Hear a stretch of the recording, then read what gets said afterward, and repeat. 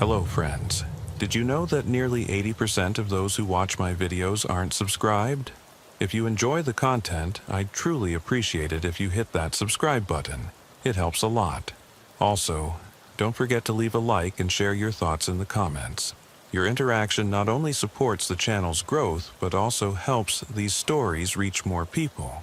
Thank you all for being here. By the way, where are you watching from? Let me know in the comments. I've been on SWAT for 11 years. 11 years of breaching doors, clearing rooms, and coming home to my wife pretending everything was normal. But there's one call that still sits in my chest like a weight I can't shake off. It happened on a Tuesday night in October 15th, 2019. I remember because it was my daughter's birthday the next day, and I'd promised her I'd be home to make pancakes. We got the call at 11:47 p.m. Barricaded suspect, 2847 Clement Avenue. Domestic disturbance that had escalated when patrol units arrived. The guy, Marcus Chen, 34, unemployed IT worker, had allegedly threatened his estranged wife with a knife when she came to collect some belongings. When the first responders showed up, he'd locked himself inside and stopped responding to negotiation attempts. Simple enough. We'd done 100 of these. The house was a small 2-story Craftsman in what used to be a decent neighborhood. By the time we arrived, the whole street was lit up like a movie set. Patrol cars, ambulances, fire trucks. The kind of chaos that makes neighbors stand on their porches in bathrobes, filming with their phones. Lieutenant Rodriguez briefed us in the command vehicle. Chen's wife was safe, already transported to the hospital with minor cuts on her arms. No kids in the house, thank God. The suspect had been quiet for the past 40 minutes. No response to phone calls, no movement visible through the windows. Standard containment had been established. Our job was to go in, secure the premises, and bring him out. I was point man that night.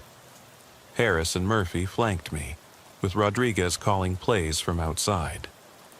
We'd worked together for 3 years. We knew each other's breathing patterns, could read each other's body language through all the tactical gear. That's what made us good. The front door was solid oak, reinforced. We positioned ourselves, ran through the signals one more time. I remember Harris adjusting his helmet cam, the small beep it made when it switched on. I remember the weight of the ram in my hands, how the metal felt cold even through my gloves. Breach, breach, breach. The door splintered inward on the second hit. We flowed in like we'd practiced 1,000 times. Smooth, efficient, covering our angles. The living room was dark, except for the glow from a television playing some late-night infomercial with the sound muted. The house smelled wrong, not like fear or violence, but like cleaning products. Industrial strength bleach. That should have been my first clue. We cleared the ground floor, room by room, kitchen, dining room, bathroom. Everything was immaculate. Not just clean, sterile, like someone had spent hours scrubbing every surface. The sink in the kitchen was still damp, and there were rubber gloves draped over the edge, the kind you use for heavy-duty cleaning. Upstairs, Rodriguez's voice crackled through the radio. Suspect likely in the master bedroom. The staircase was narrow, carpet worn thin in the middle from years of foot traffic. Each step creaked despite our efforts to move quietly. The second-floor hallway stretched ahead of us. 3 doors visible in the beam of our flashlights. 2 bedrooms and a bathroom, according to the floor plan Rodriguez had shown us. The first bedroom was empty, a guest room, mostly unused. The second was clearly a home office, computer desk, filing cabinets, bookshelves. But the computer was gone, leaving only a rectangle of dust where it had been sitting. The cables were still there, neatly coiled and tied. That should have been my second clue. The master bedroom door was closed. We took our positions, Harris and Murphy on either side, me with the ram. Through the radio, I could hear Rodriguez coordinating with the negotiator outside, trying one more time to get Chen to respond. Nothing. I looked at Harris. He nodded. Murphy's finger was on his trigger, but pointed down and away. Proper protocol. I remember thinking how quiet it was inside the house, how the sound of our breathing seemed amplified in the confined space. The master bedroom door wasn't locked. It swung open easily, and we flowed in with our flashlights cutting through the darkness. The room was empty. Not just empty, completely stripped. No furniture, no personal belongings, no signs that anyone had lived there recently. The carpet had been shampooed, the walls wiped down. Even the closet was bare except for a few wire hangers. What the hell? Murphy's voice was barely a whisper. I keyed my radio. "Lieutenant, we've got a problem up here." That's when we heard it. A sound from downstairs, the distinct creak of the front door opening. The door we'd breached, the door that should have been secured by the officers outside. All units. Rodriguez's voice was tight with confusion. "We've got movement at the front of the house." We moved back downstairs, faster this time. Protocol loosening in the face of something we didn't understand. The front door was standing open, cold October air flowing in. The officers who were supposed to be maintaining the perimeter were nowhere to be seen. I stepped outside, my flashlight sweeping across the front yard. Our command vehicle was still there, but the area around it was empty. No patrol officers, no paramedics, no neighbors on porches. The street was completely silent. "Rodriguez," I called into my radio. "Static. Command, this is Alpha Team." Nothing. Harris was behind me, his weapon drawn. "Where is everyone?" I wish I could tell you. That's when it all made sense, when the pieces clicked into place and we figured out what was happening. But the truth is, I still don't know, not completely.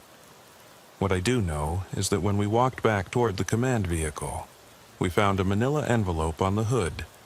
Inside was a single sheet of paper with an address, the address of the house we'd just cleared, and a note. "Thank you for your service. The cleaning supplies are in the garage." In the garage, we found industrial-grade bleach, hydrogen peroxide, and several bottles of luminol, the kind crime scene investigators use to detect blood that's been cleaned up. There were also detailed floor plans of the house, marked with what looked like cleanup protocols. We called for backup, but by then it was almost 3 a.m. and the radio chatter was different. Dispatch sounded confused, like they weren't sure why. We were where we were. The original call about Marcus Chen and his wife? There was no record of it in the system. I've read our incident report dozens of times since that night. According to the official record, we responded to a noise complaint at 2847 Clemont Avenue. No domestic disturbance, no barricaded suspect, no Marcus Chen. Just a routine check on a house that had been vacant for 3 months. But I remember the weight of that ram in my hands. I remember the smell of bleach. I remember Harris adjusting his helmet cam, the small beep it made when it switched on. I've tried to find Marcus Chen. I've searched every database I have access to, run his name through every system. He doesn't exist. Neither does his wife. The hospital has no record of treating anyone that night for cuts on their arms. The thing about being a cop is that you learn to trust your instincts. After 11 years, you know when something feels wrong. Your gut tells you to be careful, to look twice, to question what you're seeing. But what happens when your instincts are telling you one thing and every official record is telling you something else? I started digging deeper into that night about a week later. I couldn't let it go. I pulled the dispatch logs, the radio transcripts, even the GPS data from our patrol units. According to the computer systems, we'd responded to a simple noise complaint at 11:47 p.m. No domestic violence call, no barricaded suspect, no emergency response. Just a routine check on a house that neighbors had reported as being too quiet. Too quiet, that's what the official report said. Not too loud, too quiet. I asked Harris about it the next day. We were in the equipment room, cleaning our gear after a training exercise. Standard procedure: check your weapon, inventory your equipment, make sure everything's accounted for. But when I brought up Clemont Avenue, Harris looked at me like I was speaking a foreign language. "What house?" he said. "We didn't run any calls Tuesday night. Rodriguez had us doing equipment maintenance in the garage." I stared at him. "You don't remember?" "The barricaded suspect, Marcus Chen?" Harris shook his head slowly. "Man, you feeling all right? We were here all night. Ask Murphy."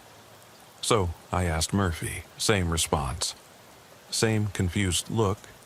Same insistence that Tuesday night had been quiet, that we'd spent the entire shift doing routine maintenance and paperwork.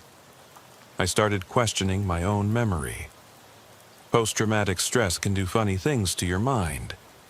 I'd seen it happen to other officers. They'd remember things that didn't happen, or forget things that did.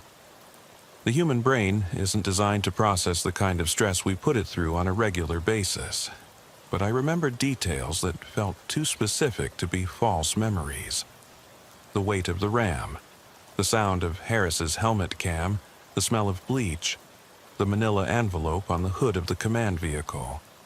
I went back to Clemont Avenue on my day off, drove there in my personal vehicle, parked across the street, and just sat there for an hour.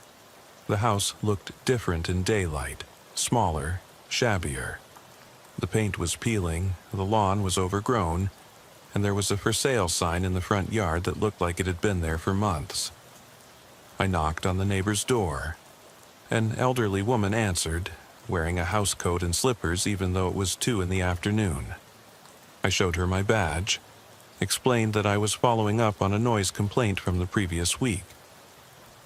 "Oh, that place has been empty for months," she said. "Ever since the Hendersons moved out. Nice family, but they couldn't keep up with the mortgage payments. Bank took it back in July. Have you seen anyone coming or going recently? Any activity at all?" She thought for a moment. "Well, there were some people there last week. Tuesday night, I think. Cleaning crew or something. Had a big truck. Lots of equipment. Made quite a bit of noise, actually. I almost called the police, but they were gone by morning. A cleaning crew. Tuesday night. The same night we'd supposedly responded to the house. I asked her what time she'd seen them. She said it was late. After midnight, maybe 1 a.m. Around the same time we would have been clearing the house. I drove home with more questions than answers. If there had been a cleaning crew at the house, why wasn't there any record of it? Why didn't Harris and Murphy remember being there? And why did I have such vivid memories of something that officially never happened? That night, I pulled out my personal laptop and started searching for Marcus Chen. Not through police databases this time, but through social media, employment records, public information. I found dozens of Marcus Chens, but none that matched the description from the briefing. None that were 34, unemployed IT workers, none that had been involved in domestic disputes. I even called the hospital where Chen's wife had supposedly been treated. The nurse I spoke with was polite but firm. They had no record of treating anyone for knife wounds that night. No domestic violence victims, no women with cuts on their arms. It was like the entire incident had been erased from existence. Except for my memories. I started keeping a notebook. Every detail I could remember about that night I wrote down. The layout of the house, the smell of cleaning products, the sound of our boots on the stairs. I drew diagrams of the rooms, marked where we'd found evidence, noted every conversation I could recall. The notebook became an obsession. I'd write in it during breaks at work, in the car while waiting for calls, at home after my wife had gone to sleep. I filled page after page with details, trying to capture every moment before my memory could fade or change. But the more I wrote, the more I started to doubt myself. Some details felt crystal clear: the weight of the RAM, the manila envelope, the empty command vehicle. But others were fuzzy, inconsistent.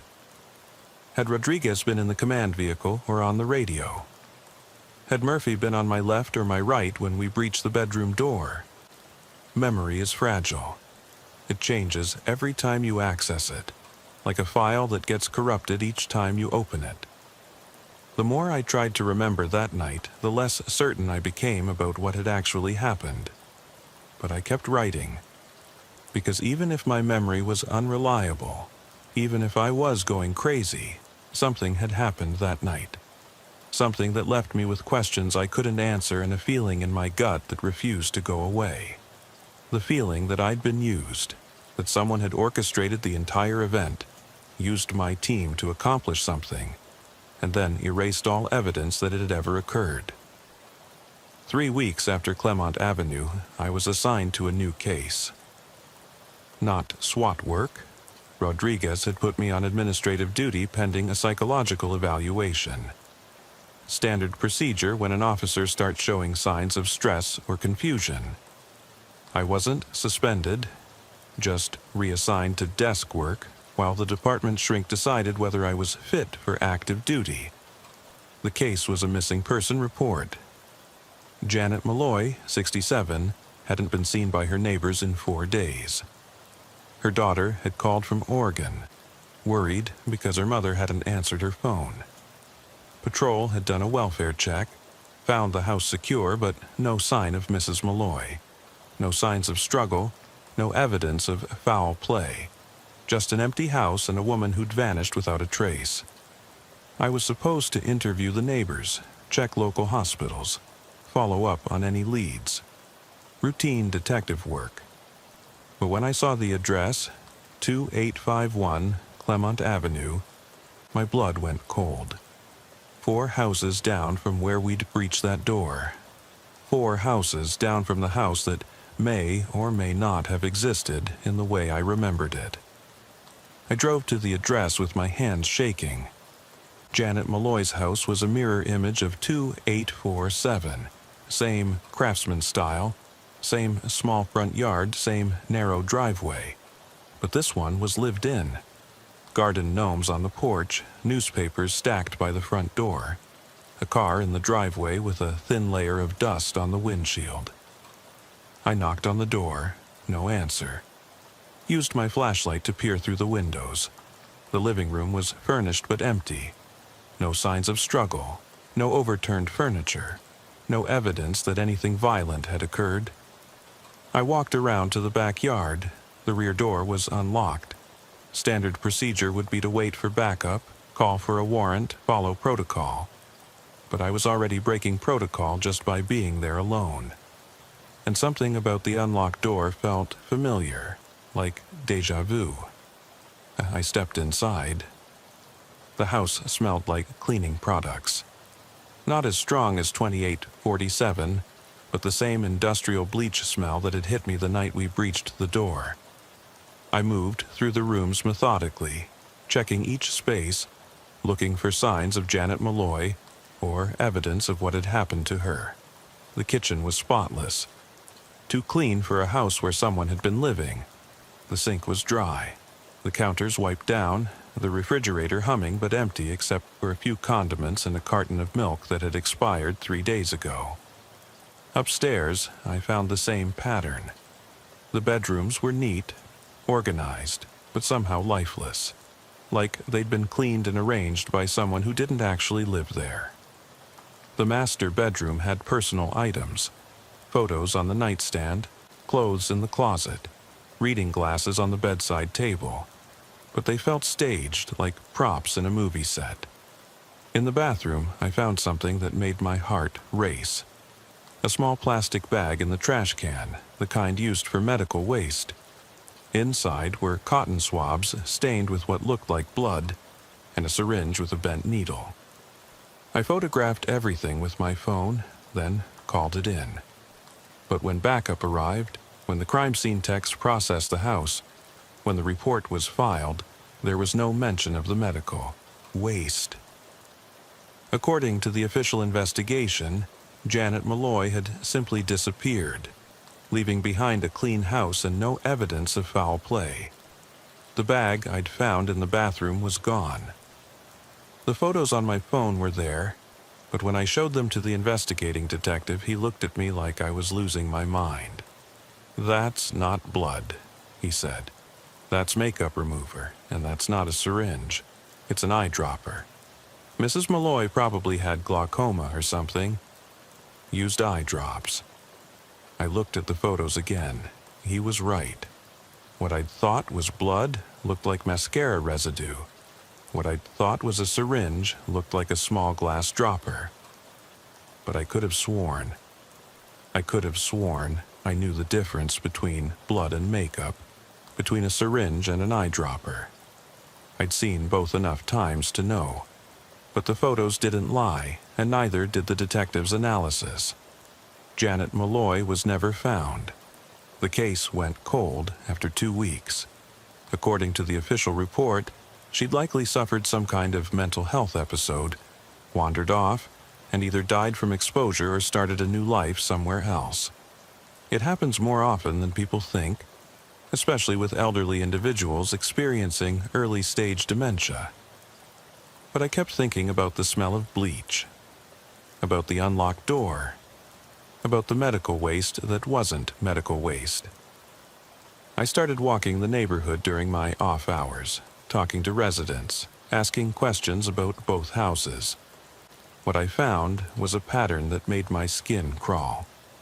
2847 Clemont Avenue, the house where we'd supposedly breached the door, had been empty for months. But neighbors reported seeing activity there regularly. Cleaning crews, maintenance workers, people coming and going at all hours. Always late at night, always gone by morning. 2851 Clemont Avenue, Janet Malloy's house, had been quiet for weeks before she disappeared. But neighbors remembered seeing her talking to various service people. Home health aides, cleaning services, repair technicians. More than seemed normal for an elderly woman living alone. I found similar patterns at other houses in the neighborhood. Empty homes that showed signs of regular activity despite being officially vacant. Occupied homes where residents had disappeared or died under circumstances that seemed natural but left questions unanswered. The more I investigated, the more I realized that Clemont Avenue wasn't just a street. It was a laboratory. Someone was using these houses, using the people who lived in them for something. And they were using law enforcement, using us, to clean up the evidence. I started mapping the connections, drawing lines between houses, between cases, between incidents that seemed unrelated, but shared too many similarities to be coincidental. My notebook filled with diagrams, timelines, lists of names and addresses. My wife found the notebook one evening while I was at work. When I came home, she was sitting at the kitchen table with it open in front of her, tears in her eyes. "What is this?" she asked. "What's happening to you?" I tried to explain. About Clemont Avenue, about the missing memories, about the pattern I was uncovering. But as I talked, I could see the fear growing in her eyes. Not fear of whatever conspiracy I thought I'd discovered, but fear of what I was becoming. She made me promise to see the department psychologist, to get help, to stop investigating cases that weren't assigned to me, stop obsessing over details that nobody else could remember. I promised, but I kept the notebook. Because even if I was losing my mind, even if everything I thought I knew was wrong, I couldn't shake the feeling that something was happening on Clemont Avenue.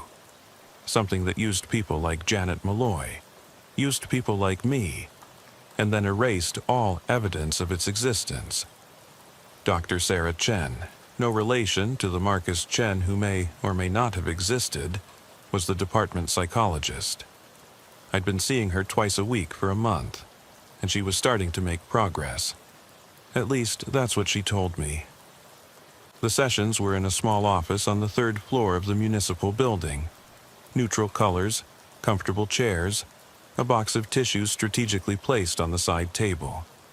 She was good at her job, asking the right questions, listening without judgment, helping me understand the difference between memory and imagination. Trauma can manifest in many ways, she explained during our 5th session. Sometimes the mind creates elaborate scenarios to cope with stress or guilt. It's not lying, it's protecting itself. I nodded, playing along, but I couldn't stop thinking about the smell of bleach. "Tell me about your childhood," she said. "Any experiences with cleaning products? Strong chemical smells?" I told her about helping my mother clean the house when I was young, how she'd use bleach to scrub the bathroom tiles, how the smell would burn my nose and make my eyes water, how I'd associated that smell with safety, with home, with things being clean and orderly. "Perhaps," Dr. Chen suggested, "your mind is using that familiar smell to process unfamiliar trauma. The stress of the job, the pressure of making life and death decisions, the weight of responsibility, all of that gets translated into sensory memories that feel real but aren't based in actual events." It made sense. It was logical, scientific, based on decades of research into how the mind processes trauma.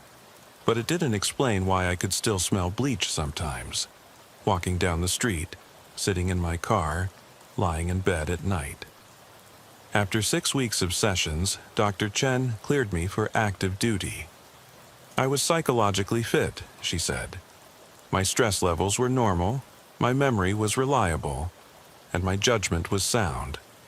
The incidents I'd been concerned about were likely the result of fatigue and job-related stress, now resolved through therapy and proper rest. I was assigned back to SWAT the following Monday.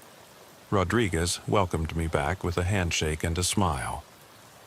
"Good to have you back," he said. "We've got a situation developing. Could use your expertise." The briefing was at 10:30 p.m. Armed robbery in progress at a pawn shop on the east side. The suspect had barricaded himself inside with at least 2 hostages. Patrol units were establishing a perimeter. Our job was to assess the situation and determine whether a tactical response was necessary. Standard procedure, nothing unusual. Nothing that should have triggered the anxiety that started building in my chest as soon as Rodriguez mentioned the address. The pawn shop was on Clemont Avenue, number 2823. I tried to keep my voice steady as I asked for clarification. "Are we sure about the address?" Rodriguez looked at me strangely. "Problem with the location?" "No, sir, just familiarizing myself with the area." But my hands were shaking as I loaded my equipment. The same tremor I'd felt the night we breached 2847. The same cold sweat, the same feeling that something was wrong with the intelligence we'd been given.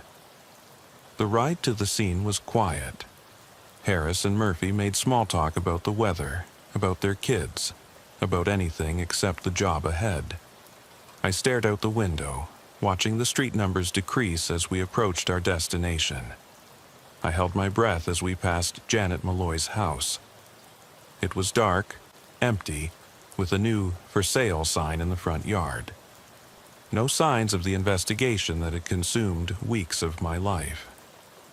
The pawn shop was exactly where it was supposed to be. 2823 Clemont Avenue, wedged between a dry cleaner and a used bookstore.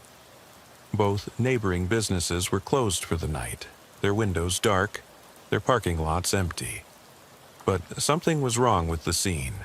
The patrol cars were there, the perimeter was established, but there was no sense of urgency. No negotiator on a bullhorn, no ambulances standing by, no crowd of onlookers being held back by police tape. "Where are the hostages?" I asked Rodriguez. He checked his notes. "Should be 2 civilians inside, employees who were working late." I counted the patrol cars. 4 units, 8 officers. For a situation involving an armed suspect and 2 hostages, that was light coverage. Usually we'd have twice that many officers, plus paramedics, plus supervisors from multiple departments. We approached the building with our standard formation. The front windows were covered with security bars, making it impossible to see inside. The front door was steel, reinforced, with multiple locks. A professionally installed security system that would be difficult to breach quickly. Rodriguez tried to make contact with the suspect through the loudspeaker. "This is the police. We know you're inside. We want to talk." No response. "We're here to help. Nobody needs to get hurt." Still nothing. I was studying the building's layout when I noticed something that made my blood run cold. The security camera above the front door was pointed down, its lens covered with what looked like black electrical tape. The cameras on the neighboring buildings were similarly disabled. "Lieutenant," I said, "when was the last time anyone actually saw the suspect?" Rodriguez checked his radio log. Initial report came in at 9:47. Patrol units arrived at 10:15. No visual contact since then. "And the hostages?" "No communication. Phones inside aren't answering." I felt that familiar weight in my chest. The same feeling I'd had at 28:47. The same certainty that we were being fed false information. "Sir, I recommend we verify the intelligence before proceeding." Something doesn't feel right about this. Rodriguez looked at me with concern. "You feeling okay? This is standard procedure." But it wasn't standard. The lack of backup, the disabled cameras, the silence from inside the building, none of it fit the pattern of a typical armed robbery. It felt orchestrated, planned, like someone wanted us here for a specific purpose. I looked at Harris and Murphy. They seemed relaxed, confident, ready to follow orders without question. Either they didn't see what I was seeing, or they were seeing something completely different. "Breach the door," Rodriguez ordered. I hefted the ram, feeling its familiar weight, but this time, instead of confidence, I felt dread. The same dread I'd felt standing outside 2847. The same certainty that whatever was behind this door would change everything. The door splintered on the first hit. We flowed inside, flashlights cutting through the darkness. The pawn shop was small, cramped, filled with the usual collection of electronics, jewelry, and musical instruments. But like the house on Clemont Avenue, it smelled wrong. Not cleaning products this time, something else. Something metallic and sharp that made my nose burn. We cleared the front room methodically. No suspect, no hostages, no signs of struggle. Just rows of merchandise and a cash register that was still locked and undisturbed. The back room was where we found them. 2 bodies, both employees, both dead for what looked like several hours. Not from gunshot wounds or knife attacks, but from something that had left them looking peaceful, almost asleep. On the floor next to them was a small glass vial, empty, with a label I recognized from my research into Janet Malloy's disappearance. A pharmaceutical compound used for euthanasia in medical settings. "Jesus Christ," Murphy whispered. I keyed my radio to call for the coroner, but Rodriguez's voice cut me off. "Stand down. We'll handle this." "Sir, we have 2 bodies. We need to process the scene." I said, "Stand down." Rodriguez's voice was different. Not the calm, professional tone I'd known for 3 years, but something harder, more authoritative, like he was following orders from someone else. That's when I noticed the manila envelope on the counter. Same size, same color as the one we'd found at 2847. Inside was a single sheet of paper with our names, mine, Harris's, Murphy's, and a note. Thank you for your service. The cleaning supplies are in the storage room. The storage room was exactly what you'd expect to find behind a pawn shop. Shelves lined with inventory, boxes of merchandise waiting to be processed, filing cabinets full of transaction records. But tucked away in the corner, behind a stack of old televisions, was a metal cabinet that didn't belong. Inside the cabinet were the same industrial cleaning supplies we'd found at 2847. Bleach, hydrogen peroxide, luminol.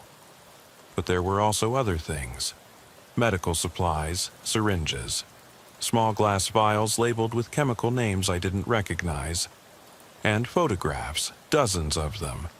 Surveillance photos of houses on Clement Avenue, of residents coming and going, of police officers, including me, approaching various addresses. In one photo, I was standing outside Janet Malloy's house, talking to the elderly neighbor.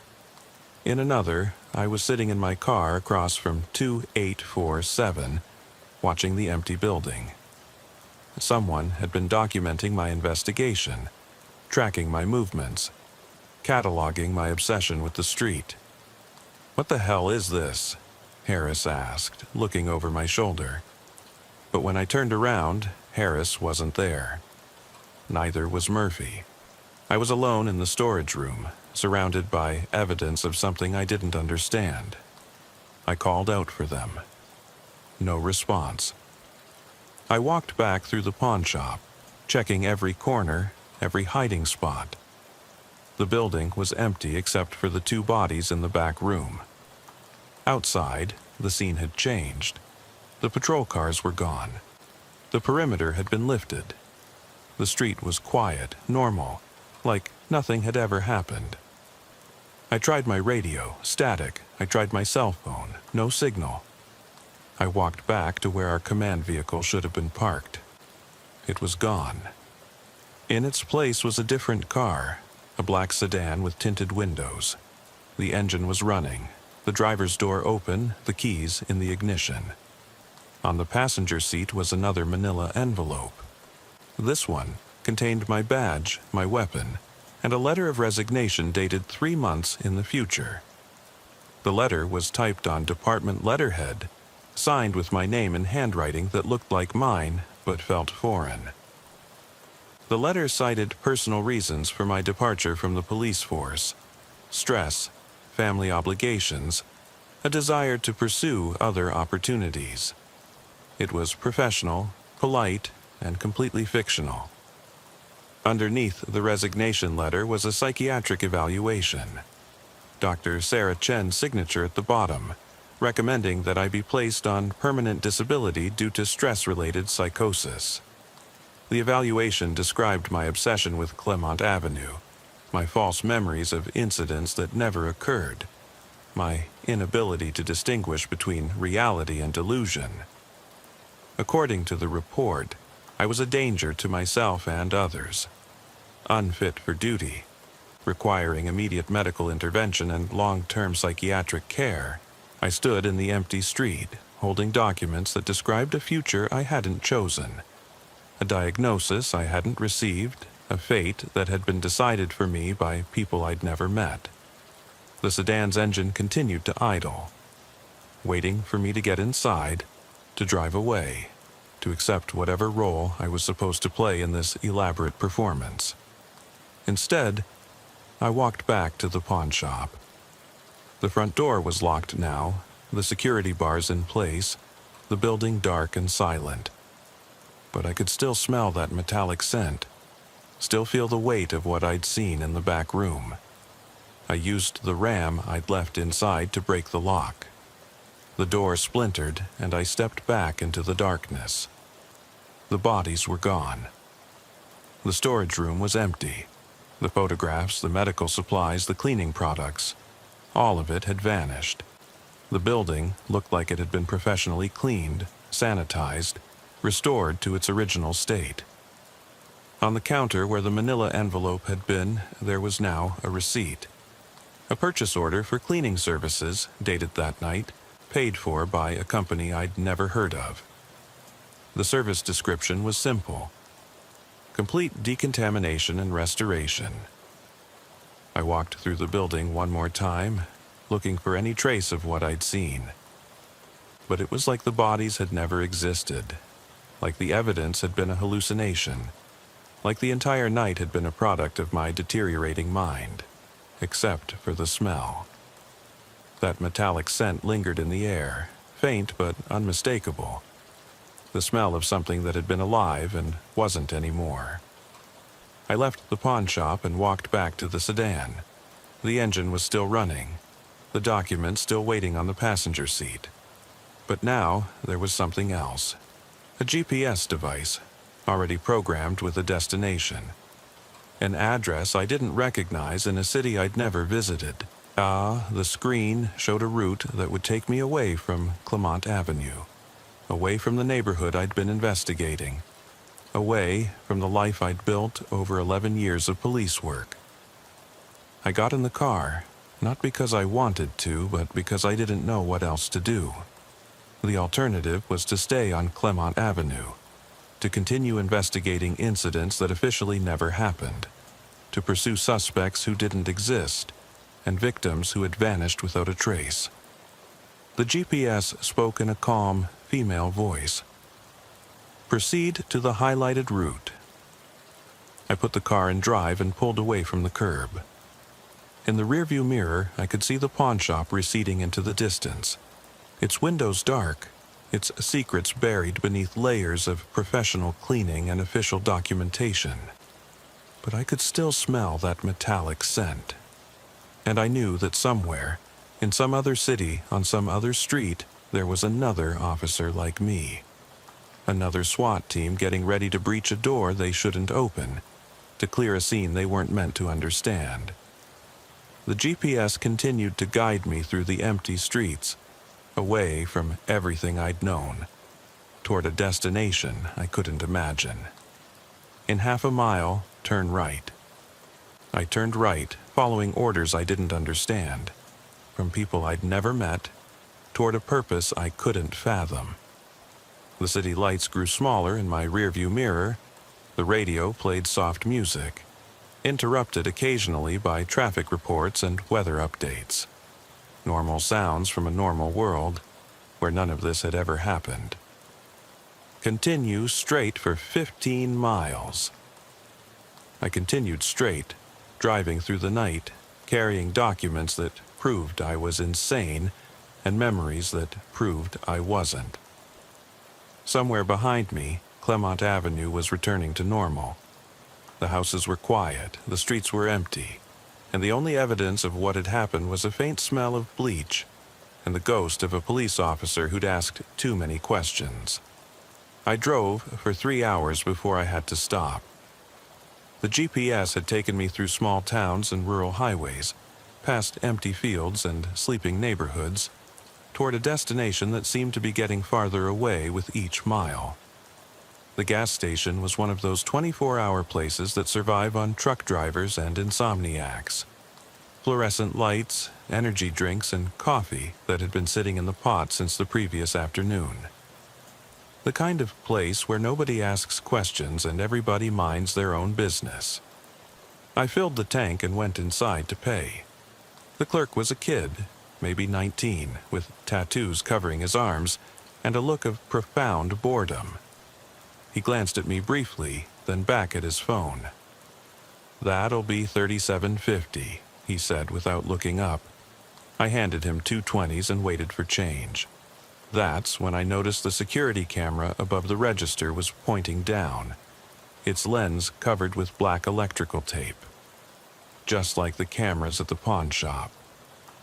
"Camera broken?" I asked.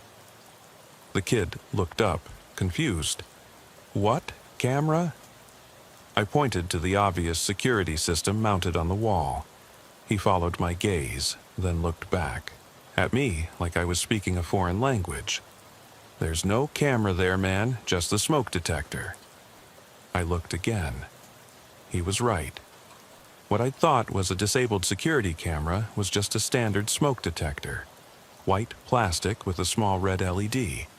Nothing unusual about it at all. "Sorry," I said. "Long night." He shrugged and handed me my change. As I walked back to the car, I caught a glimpse of myself in the storefront window. I looked like hell. 3 days of stubble, dark circles under my eyes. The kind of exhaustion that comes from somewhere deeper than just lack of sleep. The GPS came back to life as soon as I started the engine. "In 2 miles, turn left onto Route 47. I followed the directions because I didn't have anywhere else to go. My apartment was back in the city, but according to the resignation letter in the envelope, I wouldn't be needing it much longer. My wife was probably asleep, unaware that her husband had disappeared into the night with a car full of documents that proved he was losing his mind.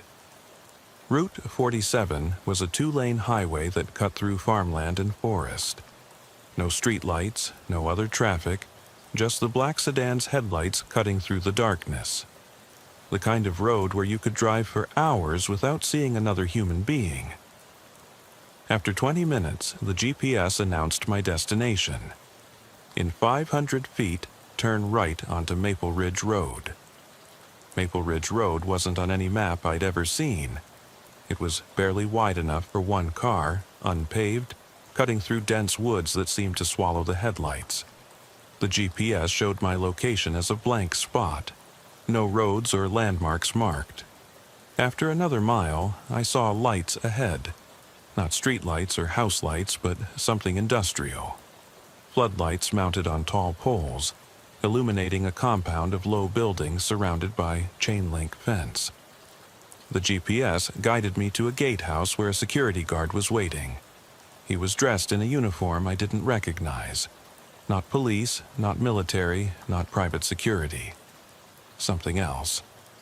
"Officer Williams," he said as I rolled down the window, "we've been expecting you." I hadn't told anyone my name. It wasn't on the car registration, wasn't displayed anywhere visible, but somehow he knew who I was. "Where am I?" I asked. "Processing facility," he said, handing me a visitor's badge.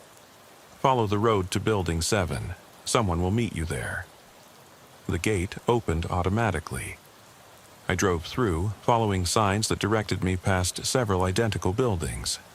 Each one was windowless, unmarked, surrounded by parking lots that were empty except for a few black sedans identical to the one I was driving.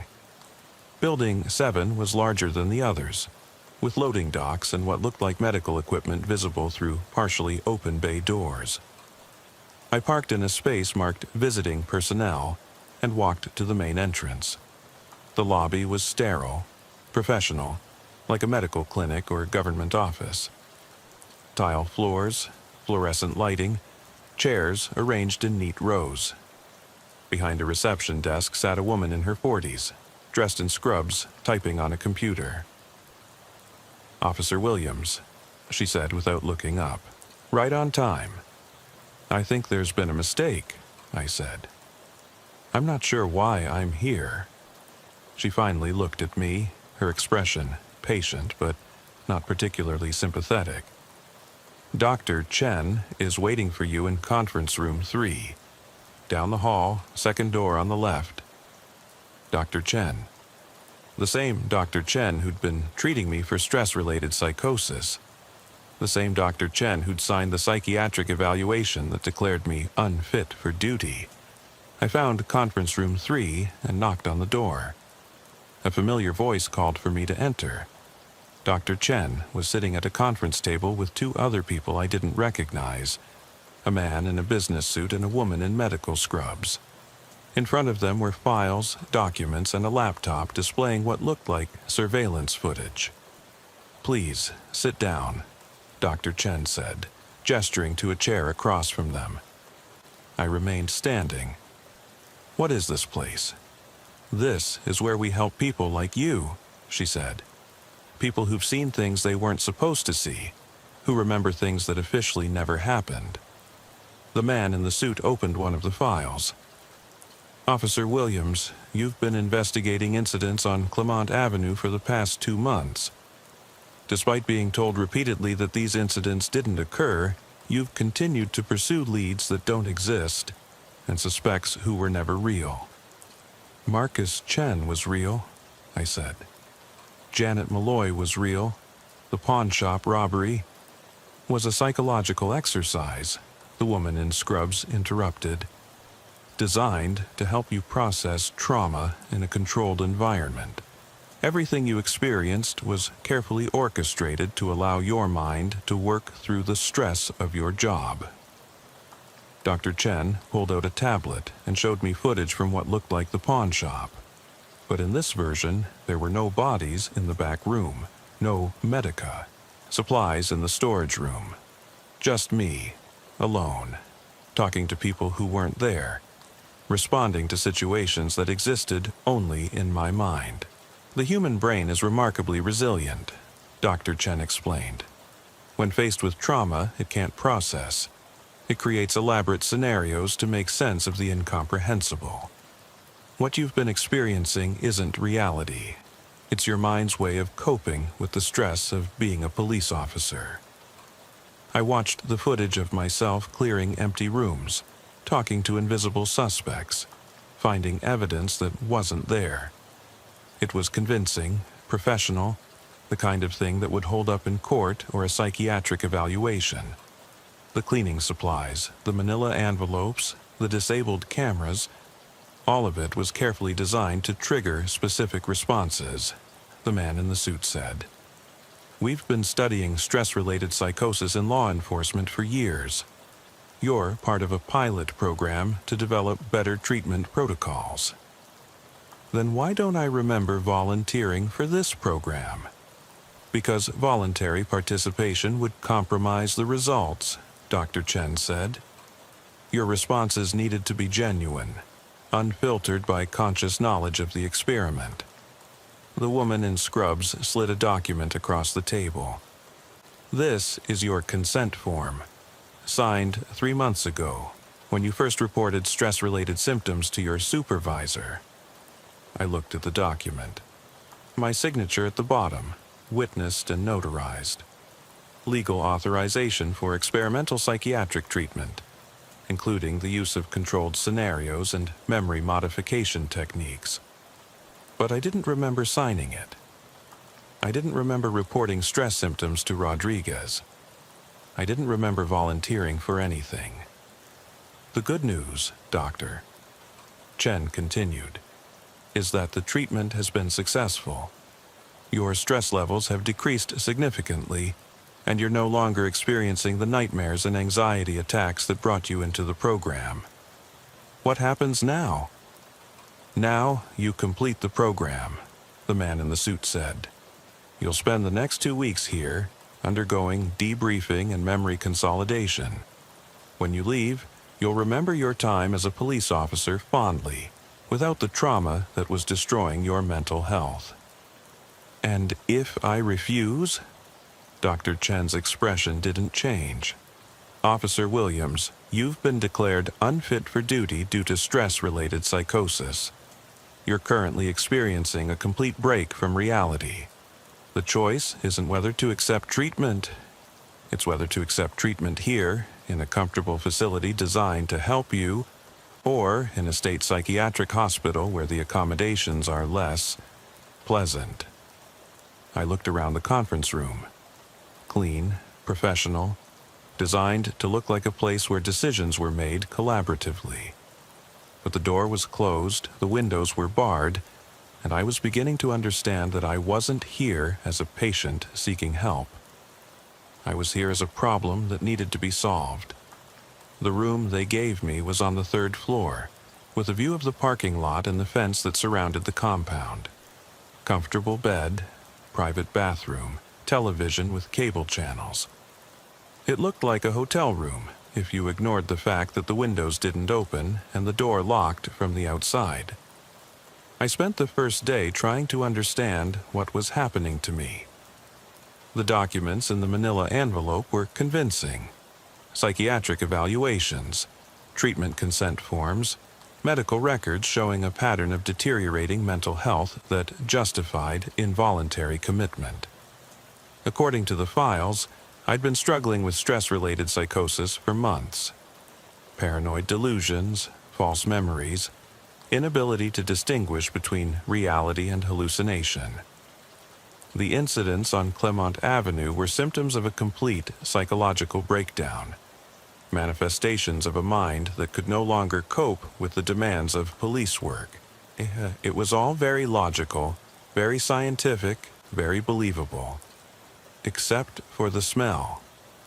Even here, in this sterile medical facility, I could still smell bleach. Not the industrial cleaning products from the houses on Clemont Avenue, but something else. Something that reminded me of hospitals, of morgues, of places where people went to die quietly and efficiently. On the second day, they started the debriefing sessions.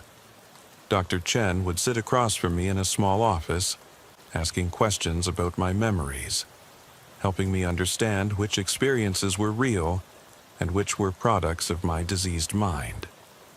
"Tell me about the first time you smelled bleach," she would say. I told her about my mother, about cleaning the bathroom as a child, about the association between chemical smells and safety. She nodded, taking notes, explaining how trauma could twist childhood memories into adult delusions. And Marcus Chen? The barricaded suspect? "A projection," I said, repeating what she'd taught me. My mind created a scenario that would allow me to feel useful, heroic, important. The name Chen came from you. My subconscious borrowed it because you represent safety and healing. Very good. And the house on Clemont Avenue? Empty. Had been empty for months. I projected my own psychological emptiness onto the physical space, imagining evidence that wasn't there. She smiled, pleased with my progress, but I could see something else in her eyes. Relief, maybe, or satisfaction. Like I was performing exactly as expected. After a week of sessions, I was allowed to walk around the compound. Always escorted, always supervised, but given the illusion of freedom within the carefully controlled environment. The other buildings housed different departments. Medical research, psychological testing, what looked like data analysis facilities. Through windows, I could see people in lab coats working with computers, examining specimens, reviewing documents. In Building 4, I saw something that made me stop walking. Through a partially open door, I caught a glimpse of a storage room filled with familiar supplies. Industrial bleach, medical equipment, cleaning products, and photographs, surveillance images of houses, of people, of police officers responding to various scenarios. My escort, a pleasant young man who introduced himself as a graduate student, noticed my interest. "What's in there?" I asked. "Research materials," he said. Dr. Chen's team studies environmental factors that trigger psychological episodes. They recreate conditions that might cause stress reactions in law enforcement personnel. Conditions like the smell of bleach? Exactly. Sensory triggers that can be used therapeutically to help patients process trauma in controlled settings. We kept walking, but I couldn't stop thinking about those photographs. The faces I'd seen looked familiar, but not in a way that suggested false memories or psychological projection. They looked familiar in the way that real people look familiar. Specific, individual, impossible to confuse with projections of my own mind. That night, I started testing the boundaries of my confinement. The door to my room locked automatically at 10 p.m., but I discovered that the lock was electronic, controlled by a keycard system. During the day, maintenance workers would prop doors open while moving equipment between buildings. If I timed it right, I might be able to access areas that weren't part of the standard patient tour. It took 3 days of careful observation before I found my opportunity. A medical technician was transferring specimens between buildings 4 and 7, using a service corridor that bypassed the main security checkpoints. When she propped open the door to building 4, I slipped inside. The storage room I'd seen from the hallway was unlocked. Inside, I found exactly what I'd expected, and worse. The photographs weren't just surveillance images, they were before and after comparisons. Pictures of people in their homes, followed by pictures of the same people in medical facilities, followed by pictures of empty houses being cleaned and restored. Janet Malloy was there. In the first photo, she was gardening in her backyard. In the second, she was lying on a gurney in what looked like a medical examination room. In the third, her house was being emptied by a moving crew. There were dozens of similar sequences. Elderly people, isolated individuals, people who lived alone and wouldn't be missed immediately, all photographed in their homes, then in medical settings, then replaced by empty houses and for sale signs. At the bottom of the stack was a photograph that made my blood run cold. It was me, sitting in my car outside 2847 Clemont Avenue, watching an empty house. But it wasn't taken during my investigation. According to the timestamp, it was taken 3 months earlier, before the first incident I remembered, before my supposed psychological breakdown. Someone had been watching me long before I started investigating Clemont Avenue. Long before I experienced the false memories and stress-related psychosis that had brought me to this place.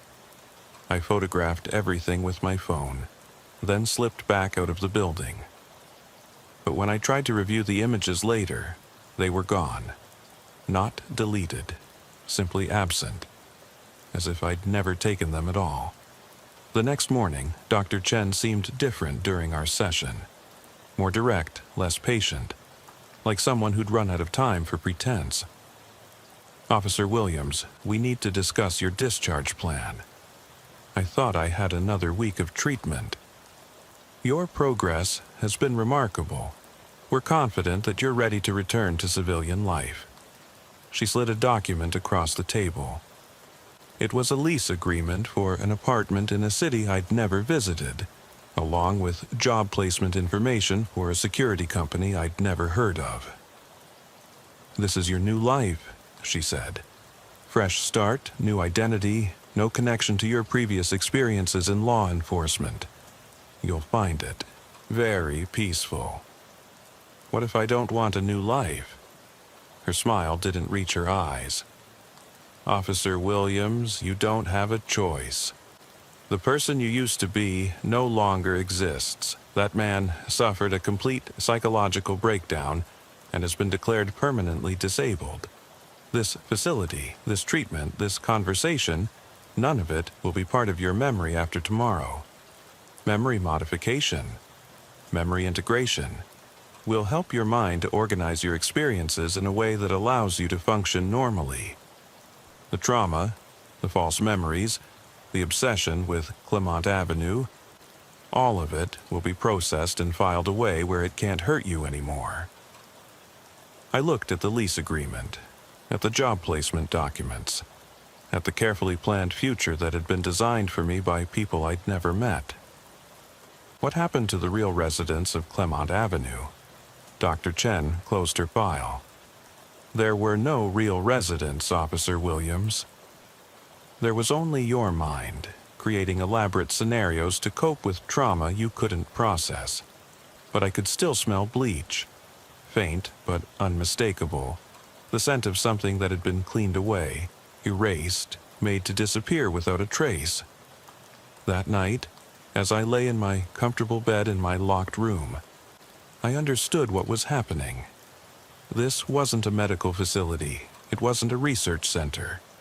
It was a processing plant designed to take people who'd seen too much, known too much, remembered too much, and transform them into manageable problems. Tomorrow, they would erase my memories, give me a new identity, and send me away to live a life that had been carefully designed to keep me quiet and compliant. The man who'd breached doors and asked questions would cease to exist, replaced by someone who worked security at shopping malls and never wondered about the smell of bleach. But tonight, for a few more hours, I was still myself. Still the officer who'd stood outside 2847 Clemont Avenue and known that something was wrong. Still the investigator who'd followed leads that officially didn't exist and found patterns that were supposed to be invisible. I closed my eyes and tried to memorize every detail of what I'd learned. Not because I thought I could resist whatever they were going to do to me, but because somewhere, in some other city, on some other street, there would be another officer like me, another person who would smell bleach where they shouldn't, who would find evidence that didn't exist, who would ask questions that no one wanted answered. And maybe, if I concentrated hard enough, if I held on to these memories with everything I had, some part of what I'd learned would survive the processing. Some fragment of truth would remain, buried deep enough to resist their cleaning, hidden well enough to emerge when it was needed most. The smell of bleach was getting stronger now, seeping under my door, filling my room with the scent of things that had been wiped away. Tomorrow I would be clean too, sanitized, processed, restored to factory settings. But tonight I still remembered. And that was going to have to be enough. In the morning, they would ask me if I was ready to start my new life, and I would smile and say yes, because that's what they needed to hear. And somewhere in the back of my mind, in a place they couldn't reach, the smell of bleach would linger like a warning I could never quite remember receiving. It was a Tuesday night in November, around 11:30 p.m. Cold enough that your breath fogged up your visor if you weren't careful. We got the call for a barricaded suspect in Maple Ridge, one of those older apartment complexes where the hallways smell like cigarettes, and the carpet hasn't been changed since the 80s. 3-story building, narrow staircases, the kind of place where sound travels wired, and you never know if that creak is from the building settling or someone moving around. The initial report was straightforward. Domestic disturbance, male suspect armed with a knife, refusing to come out. His girlfriend had called 911, said he was having some kind of breakdown. She'd managed to get out with their 4-year-old daughter, both of them sitting in the back of a patrol car when we arrived, the little girl clutching a stuffed rabbit. I remember looking at that kid. She had these big brown eyes, and she kept asking where her daddy was. The girlfriend, Sarah, I think her name was, she was shaking. Not from the cold, from something else. Something that made me uncomfortable even then, though I couldn't put my finger on why. The tactical plan was simple. Standard procedure. We'd clear the adjacent apartments, evacuate the hallway, then make contact with the suspect. Guy's name was Marcus Webb, 26 years old, worked at a warehouse across town. No prior arrests, no history of violence, just a regular guy having what looked like a really bad night. But when we got to the 3rd floor, something felt off. The hallway was too quiet. Not just empty, quiet, in a way that made your skin crawl. The kind of quiet that makes you want to whisper even though there's no reason to. We could see Webb's apartment door at the end of the hall, 3C. The number was hanging crooked, like someone had bumped into it. Lieutenant Morrison was running point that night. Good cop, 20 years on the force, 5 with SWAT. He'd seen everything twice. When we stacked up outside Webb's door, Morrison held up his hand for us to wait. That's when I noticed his radio wasn't crackling like it should have been. Static, yeah, but no chatter from dispatch or patrol units. Just this low hum that seemed to come from the walls themselves. "Webb," Morrison called out. This is SWAT. We want to talk to you, Marcus. Your girlfriend and daughter are safe. They're worried about you. Nothing. We waited. Protocol is to give them time to process, especially if they're having a mental health crisis. But after 5 minutes of silence, Morrison made the call. We were going in. The breach was textbook. Flashbang, dynamic entry, overwhelming force. The door splintered like it was made of cardboard. The bang echoed down that hallway for what felt like forever, bouncing off the walls and ceiling until it sounded like thunder in a cave. But when we flooded into that apartment, Webb wasn't where he should have been. The living room was empty. Kitchen, clear. Bathroom, clear. Only one place left, the bedroom at the back of the unit. That's where we found him. Webb was sitting on the edge of the bed, perfectly still. No knife in his hands, no weapon at all. He was wearing a white t-shirt and jeans, barefoot, staring at the wall across from him like he was watching television. But the TV wasn't on. The room was dark, except for the streetlight coming through the window. "Marcus," Morrison said, his voice gentler now. "Marcus, can you hear me?" Webb turned his head toward us, slow and deliberate. His eyes were, I don't know how to describe them, empty, but not vacant, like he was looking at something we couldn't see, something that was more real to him than we were. "She's not my daughter," he said. His voice was calm, matter of fact. "Sarah knows, that's why she called you." Morrison lowered his weapon slightly. "What do you mean, Marcus?" "I found the letters," Webb continued, still in that same flat tone. "In her jewelry box, love letters, from her supervisor at work, talking about their plans, about how they were going to take Emma and start over somewhere else." I felt something cold settle in my stomach. This wasn't a breakdown, this was something else entirely. "Where are the letters now, Marcus?" Morrison asked. Webb smiled then. It was the worst smile I've ever seen. "I gave them to my lawyer, along with the paternity test results. Sarah doesn't know about the test yet." The room felt like it was shrinking. I could hear my own breathing inside my helmet, too loud, too fast. Something was very wrong here, but I couldn't put my finger on what. "Marcus," Morrison said carefully, "your girlfriend told us you were threatening her with a knife, that you wouldn't let her leave." Webb's smile got wider. "Sarah's a good actress. Always has been. She needed a reason to call you. Something that would make sure I couldn't follow her when she disappeared with Emma. That's when I realized what was bothering me. The apartment was too clean, too organized, like someone had been preparing for company. The bed Webb was sitting on was made with hospital corners. The dresser didn't have any clutter on it. Even the carpet looked like it had been vacuumed recently. "She's been planning this for months," Webb continued, "moving money around, making copies of documents, telling people I was getting violent, setting up her exit strategy, but she needed one more thing. She needed me to look like the bad guy."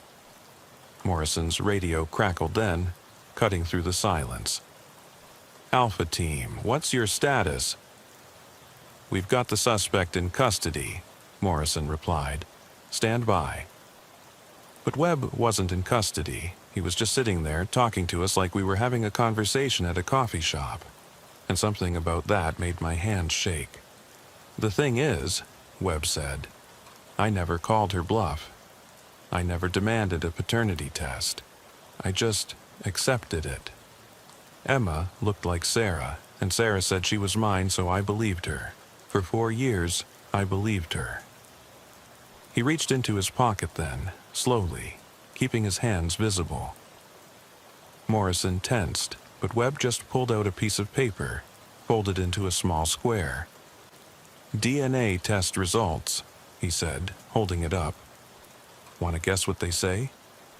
I didn't want to guess. I wanted to get out of that room, away from Webb's smile and his too calm voice, and the way the shadows seemed to be moving in the corners of my vision. Morrison reached for the paper, but Webb pulled it back against his chest. "Not yet," he said. "You need to understand something first. Sarah didn't just lie about Emma being mine. She lied about everything else, too."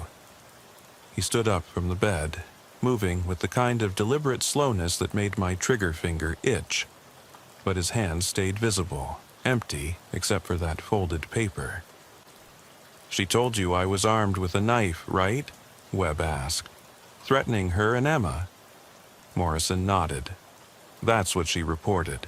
Look around," Webb said, gesturing to the room. "See any knives, any weapons at all?" I did look around then, really looked. The bedroom was sparse but clean. A bed, a dresser, a nightstand with a lamp. No clutter, no personal items scattered around. It looked more like a hotel room than a place where someone lived. "Check the kitchen," Webb continued. "Go ahead. I'll wait." Morrison motioned for Jenkins to check the kitchen while keeping his weapon trained on Webb. Jenkins came back a minute later, shaking his head. "No knives in the kitchen," Jenkins reported. "No knife block, no cutlery at all, just some plastic forks and paper plates." Webb's smile got broader. "Sarah took all the kitchen knives 3 days ago.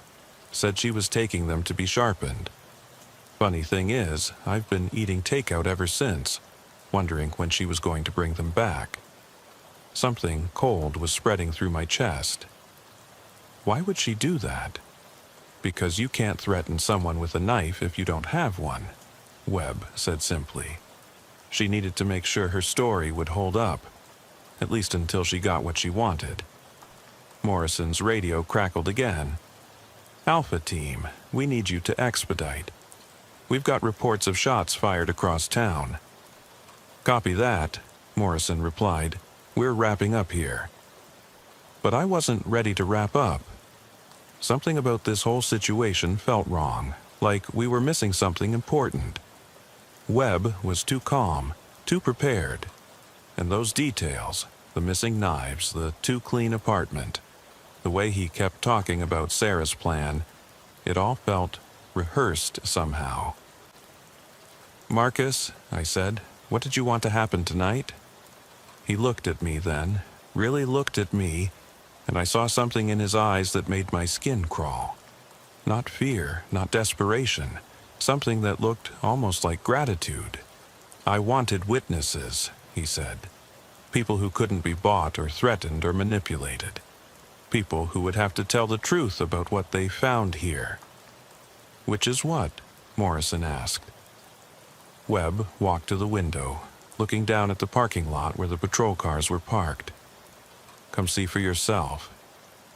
I joined him at the window, Morrison close behind. 3 stories down, I could see Sarah sitting in the back of a patrol car, officers standing around her taking notes. She was animated, gesturing with her hands, tears streaming down her face. Emma was asleep in her arms, still clutching that stuffed rabbit. "Watch her," Webb said quietly. "Watch how she talks to them." Sarah was leaning forward, speaking intensely to the officers. Even from 3 stories up, I could see the way she was moving her hands, the way she kept looking up at our window. She was performing, I realized. This wasn't a woman in shock from a traumatic experience. This was someone who knew exactly what she was doing. "She's been practicing this conversation for weeks," Webb continued. "Rehearsing what she'd say, how she'd say it. The tears, the fear, the way she'd hold Emma. It's all choreographed." Morrison's radio crackled with static. "Alpha Team, what's your ETA?" 2 minutes, Morrison replied, but he was still staring down at Sarah. Webb turned away from the window. "You want to know what really happened tonight?" Sarah came home from work at 10:15. She found me sitting at the kitchen table, reading the letters I'd found in her jewelry box. She realized I knew about her plan, so she grabbed Emma and ran, but not before making that call. He sat back down on the bed, in exactly the same position we'd found him in. She told me she was calling 911, said she was going to tell them I was having a breakdown, that I was threatening her and Emma with a knife. She wanted to see if I'd try to stop her. And did you? Morrison asked. Webb shook his head. I just sat here, waiting. I knew you'd come. I knew you'd want to hear her side of the story first. And I knew that by the time you got up here, it wouldn't matter what I said. The narrative would already be set. That's when I understood what was happening. We weren't here to resolve a domestic dispute. We were here to provide legitimacy to a story that had already been written. Our presence, our report, our professional assessment. It would all become part of Sarah's evidence that Marcus Webb was unstable, dangerous, unfit to be around Emma. So, what's in the paper? I asked, nodding toward the DNA results still clutched in his hand. Webb's smile faded for the first time since we'd entered the room. Emma's, not mine. Never was. Sarah's been collecting child support from me for 4 years for another man's daughter. He unfolded the paper and held it out to Morrison. Her real father is David Chen, Sarah's supervisor at work, the same man she's been having an affair with for the past 2 years. Morrison took the paper, scanning it quickly. His expression changed as he read. This is dated last week. I've suspected for months, Webb said. Emma doesn't look anything like me. Different eye color, different hair texture, different blood type. But I kept telling myself it didn't matter. I loved her like she was mine. He stood up again, walked to the dresser, and pulled out a manila envelope. These are the love letters. Sarah and David discussing their plans to move in together. How they were going to take Emma and start fresh somewhere else. How they just needed to find a way to make me look like the bad guy so I wouldn't fight the custody arrangement. Morrison opened the envelope, pulling out several handwritten letters. Even from where I was standing, I could see they were dated over the past 6 months. Read the one from August, Webb said. David talks about how they need to establish a pattern of domestic violence. Suggestions about how Sarah could document my escalating behavior. Morrison found the letter Webb mentioned, his face growing darker as he read. This is conspiracy. The beautiful thing about a good lie, Webb said, is that it becomes the truth if enough people believe it. And who's going to believe the angry man over the crying mother and her frightened child? Morrison folded the letter back up, his hands shaking slightly. I'd worked with him for 3 years, and I'd never seen him look like this. Like he was questioning everything he thought he knew about the job. Marcus, Morrison said carefully, why didn't you take this to the police yourself? Why wait for tonight? Webb laughed, but there was no humor in it. You think I didn't try? Last month, I went to the precinct with the letters. Desk sergeant looked at them for about 30 seconds, then told me to work it out with a lawyer, said domestic issues weren't a police matter unless someone got hurt. He walked to the nightstand and opened the drawer, pulling out a small digital recorder. I started recording our conversations after that. Sarah talking about her plans with David, her discussing how to make me look unstable, her admitting that Emma wasn't mine. Morrison took the recorder, turning it over in his hands. You've been documenting everything. For 2 months, Webb confirmed. Every conversation, every threat, every lie. I knew it was just a matter of time before she made her move. I just didn't know when. The pieces were falling into place now, and I didn't like the picture they were forming. We hadn't walked into a domestic violence situation. We'd walked into an elaborate setup, and we were the unwitting participants. She knew you'd record her, I said. That's why she took the knives. She needed to make sure that when she called 911, the story would be about an immediate threat, not a custody dispute. Webb nodded. Sarah's smart. She's been thinking 3 steps ahead this whole time.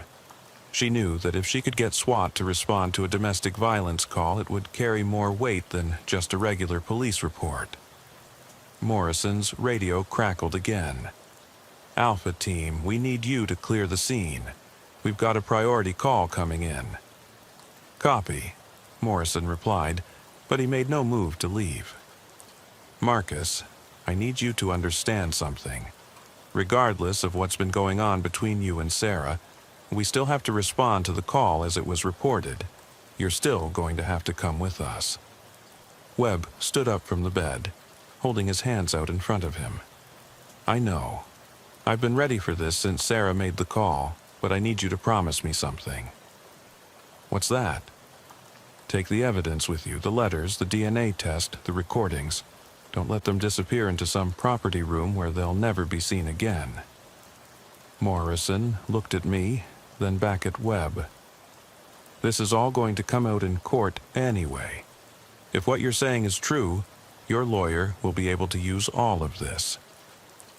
"My lawyer quit yesterday," Webb said quietly. "Said he couldn't represent me anymore due to a conflict of interest. Turns out, David Chen's father is a partner at the firm." The cold feeling in my stomach was spreading. "What do you mean?" "Chen's family owns half the law firms in this city. The other half do business with them. Sarah didn't just pick some random supervisor to have an affair with. She picked someone with connections. Someone who could make sure I wouldn't be able to fight back." I was starting to understand the scope of what we were dealing with. This wasn't just about a custody dispute or even fraud. This was about a systematic destruction of Webb's life, orchestrated by people with the resources to make it happen. "There's something else," Webb said, walking to the closet. "Something that's going to make this whole situation a lot more complicated." He opened the closet door and pulled out a cardboard box. Inside were dozens of photographs, documents, and what looked like surveillance equipment. "Sarah's been documenting our relationship for over a year," Webb said. "But not the way you'd think. She's been creating evidence of domestic violence that never happened." Morrison took one of the photographs. It showed Sarah with a black eye, her face tear-streaked and bruised. "When was this taken?" 3 months ago. The day after I worked a double shift at the warehouse. I was home all day, sleeping. Sarah went to work in the morning looking fine, came home looking like that, said she fell down the stairs at work." Webb pulled out another photograph. This one showing Sarah with fingerprint bruises on her arms. This was 2 weeks later. I was at my brother's house that night helping him move. 30 people saw me there. "She's been staging abuse?" I asked. "Creating a portfolio," Webb corrected. "Evidence of escalating domestic violence. Photographs, medical records, statements from friends and co-workers about my increasingly erratic behavior." Morrison was looking through the photographs now, his face growing paler with each one. "Some of these are detailed, professional quality." "David Chen's hobby is photography," Webb said. "He helped her stage them. In fact, if you look carefully at the backgrounds, you can see they were all taken in his apartment, not here." I took one of the photographs, studying it closely. Webb was right. The furniture in the background was different from what was in this apartment. The lighting was different too, more sophisticated. "They've been planning this for months," Webb continued. "Building a case against me that would be impossible to refute. Who's going to believe that a woman would inflict injuries on herself just to frame someone for domestic violence?" Morrison's radio crackled with increasing urgency. "Alpha Team, we need you to clear the scene immediately. We've got an active shooter situation developing." "We have to go," Morrison said to Webb. "But I want you to know that we're going to look into all of this. Every piece of evidence, every claim."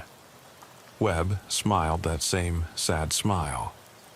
"No, you won't. because by tomorrow morning, all of this will be irrelevant. Sarah will have her restraining order, her emergency custody ruling, and her moving truck, and I'll be sitting in a cell wondering how I let this happen. He was right, and we all knew it. The system was designed to protect women and children from domestic violence, which meant it could be manipulated by someone who understood how to exploit those protections. "There's one more thing," Webb said, pulling a final document from the box. "Sarah's been planning to disappear with Emma for months. She's already enrolled Emma in a preschool in Portland under a different name."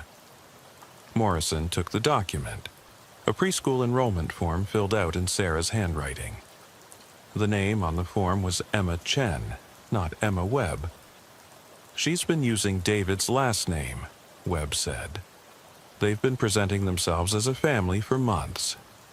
This whole thing tonight, it's not about getting me arrested.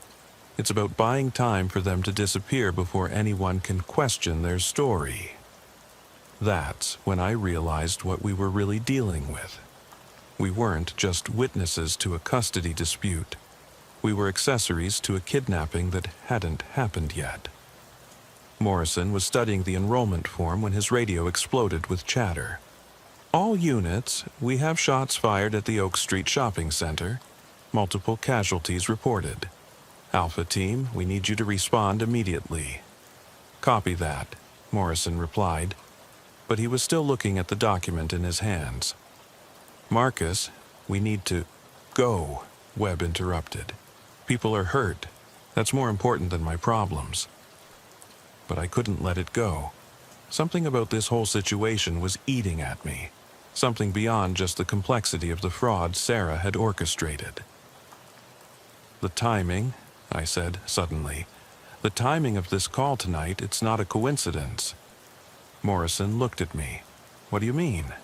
I pulled out my phone, checking the time. "It's 12:47 a.m. Sarah called this in at 11:30. That's an hour and 17 minutes ago. What happens when a domestic violence call takes longer than expected?" Webb's eyes widened. "Other emergencies get priority. The responding officers get pulled to more serious calls." "Exactly," I said. "Sarah didn't just call 911 to report a domestic dispute. She called to create a situation that would keep us busy for exactly long enough." Morrison's face went pale. Long enough for what? Webb walked to the window again, looking down at the parking lot. "She's not down there anymore," he said quietly. I joined him at the window. The patrol car where Sarah and Emma had been sitting was empty. The officers who had been taking her statement were gone too, presumably responding to the active shooter call. "How long have they been gone?" Morrison asked. "Long enough," Webb replied. "Sarah knew exactly how long it would take for you to clear this apartment. She knew that once you found me sitting here calmly, you'd start asking questions. She knew that other emergency calls would eventually pull the patrol officers away from her." Morrison's radio crackled again. "Alpha Team, we need your ETA. We have officers down at Oak Street."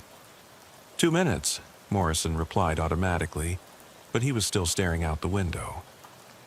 I felt sick. This whole thing was a distraction. The domestic violence call, the SWAT response, even the active shooter situation. It's all connected. Webb turned away from the window. "David Chen has a brother who works dispatch. Michael Chen? He's been feeding Sarah information about call patterns, response times, when the department would be stretched thin." "You think they orchestrated the shooting?" Morrison asked. "I think they orchestrated the timing," Webb corrected. "They knew that if they could create a situation that required a SWAT response, and then create a more serious emergency, an hour later, Sarah would be left alone with just 1 or 2 patrol officers. The pieces were falling into place now, and the picture they formed was terrifying. We weren't dealing with a simple custody dispute or even an elaborate fraud.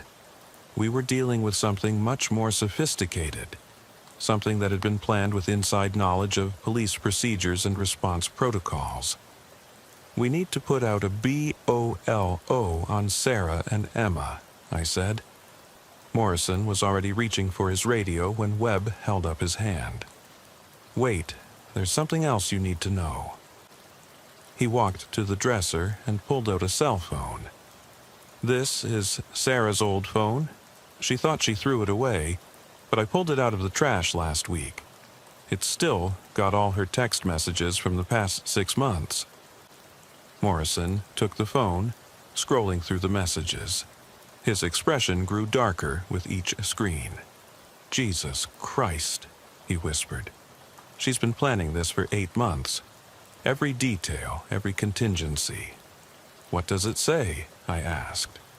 Morrison held up the phone. "Text from David Chen, dated 6 months ago.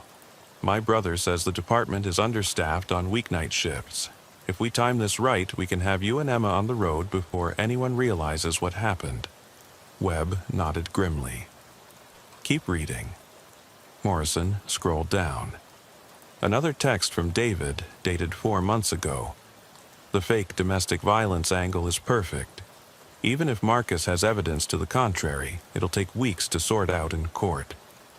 By then, we'll be established in Oregon with new identities." "New identities?"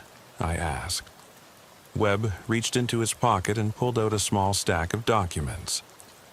Birth certificates, social security cards, driver's licenses. All in the names Emma and Sarah Chen, all dated within the past 3 months. Morrison looked at the documents, his hand shaking.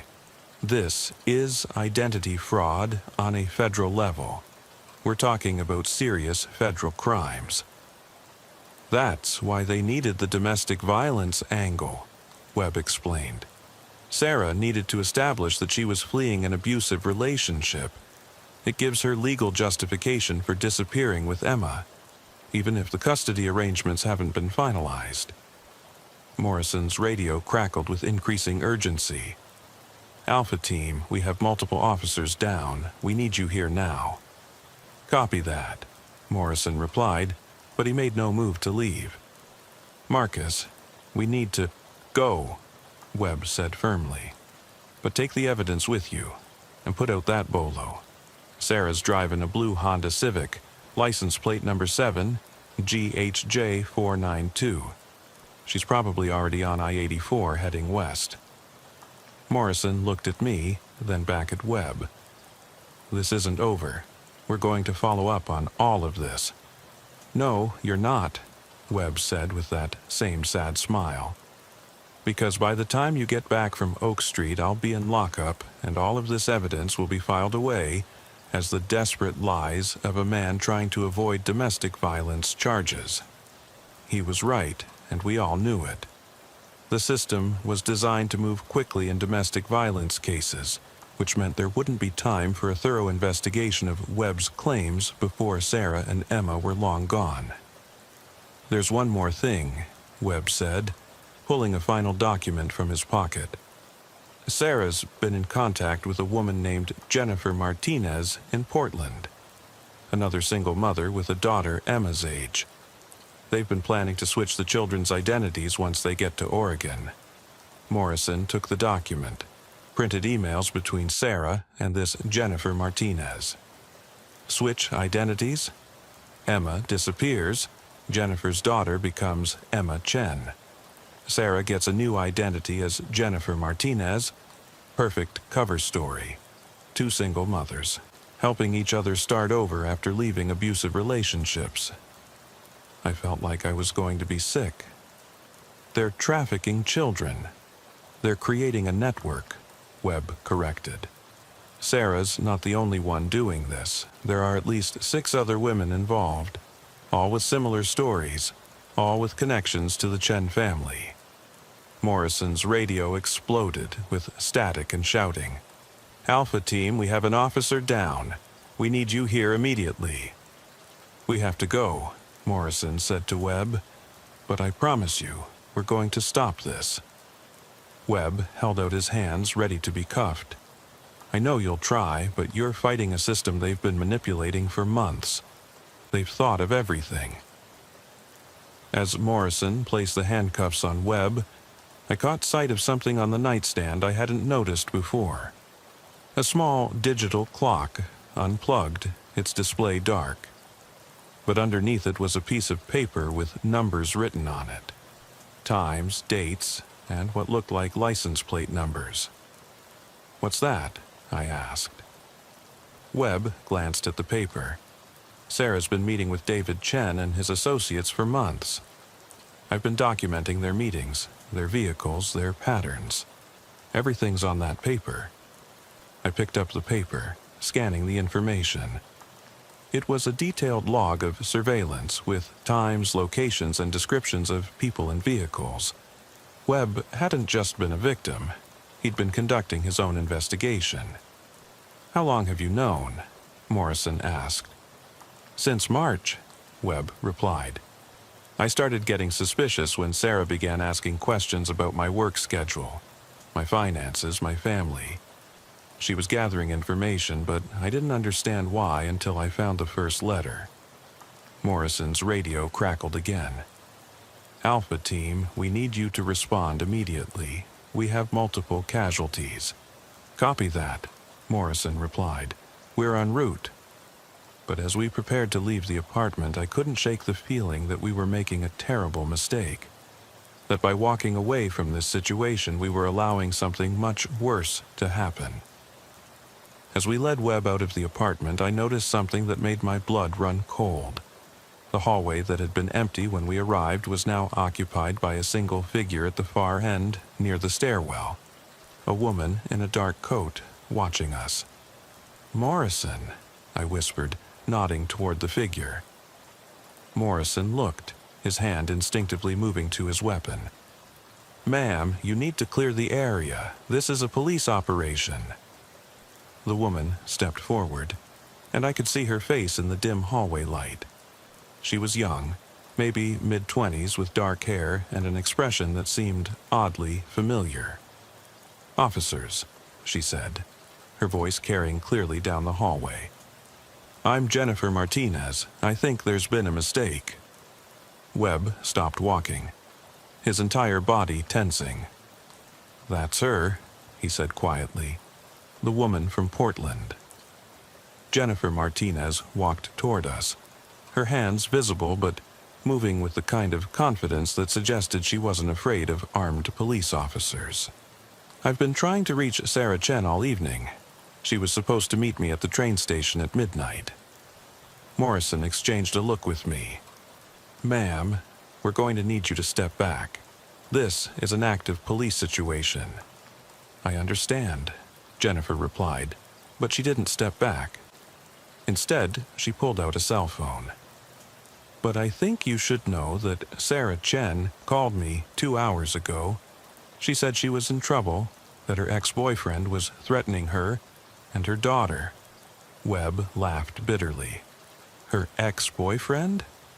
I'm her current boyfriend. We live together."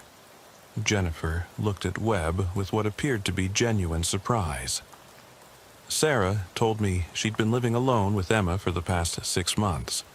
She said her ex-boyfriend had been stalking her, threatening to take Emma away."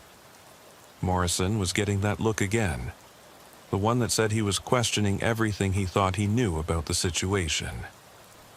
"Ma'am, we're going to need you to come with us. We have some questions." "Of course," Jennifer replied. "But first, I think you should know that Sarah never showed up at the train station. And when I tried to call her, her phone went straight to voicemail." I felt that familiar cold sensation spreading through my chest. "When exactly did you last speak with her?" Jennifer checked her phone. "At 11:15 p.m., she said she was calling the police about her ex-boyfriend, and that she'd meet me at the station by midnight with Emma." "The train station?" Morrison asked. "Union Station," Jennifer confirmed. "Sarah bought tickets for the 12:30 a.m. train to Portland. She said it was important that they leave tonight, that her ex-boyfriend was becoming increasingly dangerous." Webb was shaking his head. This is exactly what I was trying to tell you. Sarah's been setting this up for months. She's been telling everyone a different story, making sure that no matter who you talked to, you'd get confirmation that I was the problem. Morrison's radio crackled with static. Alpha Team, we need your immediate response. We have confirmed multiple casualties at Oak Street. Copy that, Morrison replied, but he was staring at Jennifer Martinez with a new understanding. Ma'am, we need you to come with us. We're going to need a full statement. I understand, Jennifer said, but I'm worried about Sarah and Emma. If they didn't make it to the train station, where are they? That's when I realized what was happening. Jennifer Martinez wasn't part of Sarah's plan. She was another victim, another person who had been manipulated with a carefully crafted story. Sarah had been using her as a backup plan, a way to establish credibility for her fake domestic violence narrative. Jennifer, I said, how did you meet Sarah? Through a support group for single mothers, Jennifer replied. She contacted me about 3 months ago, said she was planning to leave an abusive relationship and needed help getting established in Portland. Webb was nodding. Sarah's been building a network of alibis, people who would corroborate her story without realizing they were being used. Morrison looked at his watch. It's 1:15 a.m. The train to Portland left 45 minutes ago. Without Sarah and Emma, Jennifer added. I waited until 12:45, then came here looking for them. I was starting to understand the full scope of Sarah's deception. She hadn't just been planning to disappear with Emma. She'd been creating multiple layers of misdirection, making sure that even if one part of her plan failed, there would be other explanations that would keep investigators busy while she executed her real escape plan. Jennifer, Morrison said, we need you to tell us everything Sarah told you about her situation. Every detail, no matter how small. She said her ex-boyfriend was a warehouse worker named Marcus Webb, Jennifer began. She said he'd been increasingly violent over the past few months, that she was afraid for her life and her daughter's safety. Webb closed his eyes. Even the details are perfect. She gave you just enough truth to make the lies believable. She showed me pictures of bruises, Jennifer continued. Said Marcus had been hitting her, threatening to kill her if she tried to leave. Did you ever see Marcus? Morrison asked. Jennifer shook her head. Sarah said it was too dangerous, that he'd been stalking her, following her to work, threatening her friends. She said she couldn't risk putting me in danger by letting him know about our connection. Morrison's radio crackled again, this time with a different kind of urgency. Alpha Team, we have a problem. The Oak Street situation has been contained, but we need you to respond to a new priority call. What kind of call? Morrison asked. Missing child, 4-year-old girl named Emma Webb. Mother reported that the child's father abducted her approximately 2 hours ago. Webb's face went white. That's impossible. I've been sitting in that apartment all night. Morrison looked at me, then at Jennifer, then back at Webb. Who reported the child missing? David Chen, came the response over the radio. He's the mother's boyfriend. Says Marcus Webb broke into their apartment and took the child while Chen was at work. The pieces were falling into place now, and the picture they formed was even more sinister than I'd initially imagined. Sarah hadn't just disappeared with Emma. She'd created a situation where Marcus would be blamed for kidnapping a child that everyone now believed was in danger. David Chen is filing a missing child report? Webb asked, his voice hollow. He's not even Emma's father. Morrison's radio crackled again. All units, be advised we have an Amber Alert being issued for Emma Webb, age 4. Suspect is Marcus Webb, considered armed and dangerous. Jennifer Martinez looked confused. But Marcus is right here. How could he have taken Emma? That's when I understood the full brilliance of Sarah's plan. She hadn't just created reasonable doubt about Webb's character. She'd created a situation where his presence in police custody would actually work against him. While we'd been questioning him in his apartment, David Chen had been establishing an alibi and filing a false kidnapping report. "This is what they planned all along," Webb said, his voice barely above a whisper. "Sarah knew that once you found me here, you'd start questioning her story. So they created a backup narrative, one where I'm not just abusive, but where I've actually kidnapped Emma." Morrison was staring at his radio like it had personally betrayed him. "The timeline doesn't work. You've been with us for over an hour." "Try explaining that to a judge," Webb replied. "David Chen will testify that he came home from work at midnight to find his apartment ransacked and Emma missing. He'll say Sarah was unconscious, that I must have drugged her before taking Emma." Jennifer pulled out her phone, scrolling through text messages. "Sarah sent me a message at 11:45 p.m. She said she was at David's apartment, that Marcus had found them and was trying to break in. While we were talking to him in his bedroom," I said. "It's impossible." "Is it?" Webb asked. "Who's going to believe that Sarah sent you a fake text message while I was supposedly threatening her with a knife? The story's too elaborate, too coordinated. It must be true." Morrison's radio exploded with chatter. Multiple units were now responding to the missing child call. Roadblocks were being set up. The FBI was being notified. All for a kidnapping that never happened, orchestrated by a woman who was probably already 3 states away. "We need to get down to David Chen's apartment," Morrison said. "We need to see what's really going on." "No," Webb said firmly. "You need to understand something first. David Chen's apartment is going to be perfectly staged. Sarah's going to be there, disoriented and injured, with no memory of what happened. There will be signs of a struggle, evidence that someone broke in. My fingerprints will be found because I helped Sarah move some furniture there last month." Jennifer was reading through more text messages on her phone. "Sarah sent me another message at 12:15 a.m. She said Marcus had taken Emma and that she was hurt, that she needed me to call the police." "But you didn't call the police," Morrison observed. "No," Jennifer replied, "because I was already here looking for Sarah. I thought she might be lying about being hurt to avoid explaining why she'd missed the train." Webb looked at Jennifer with something that might have been sympathy. "She's been using you too.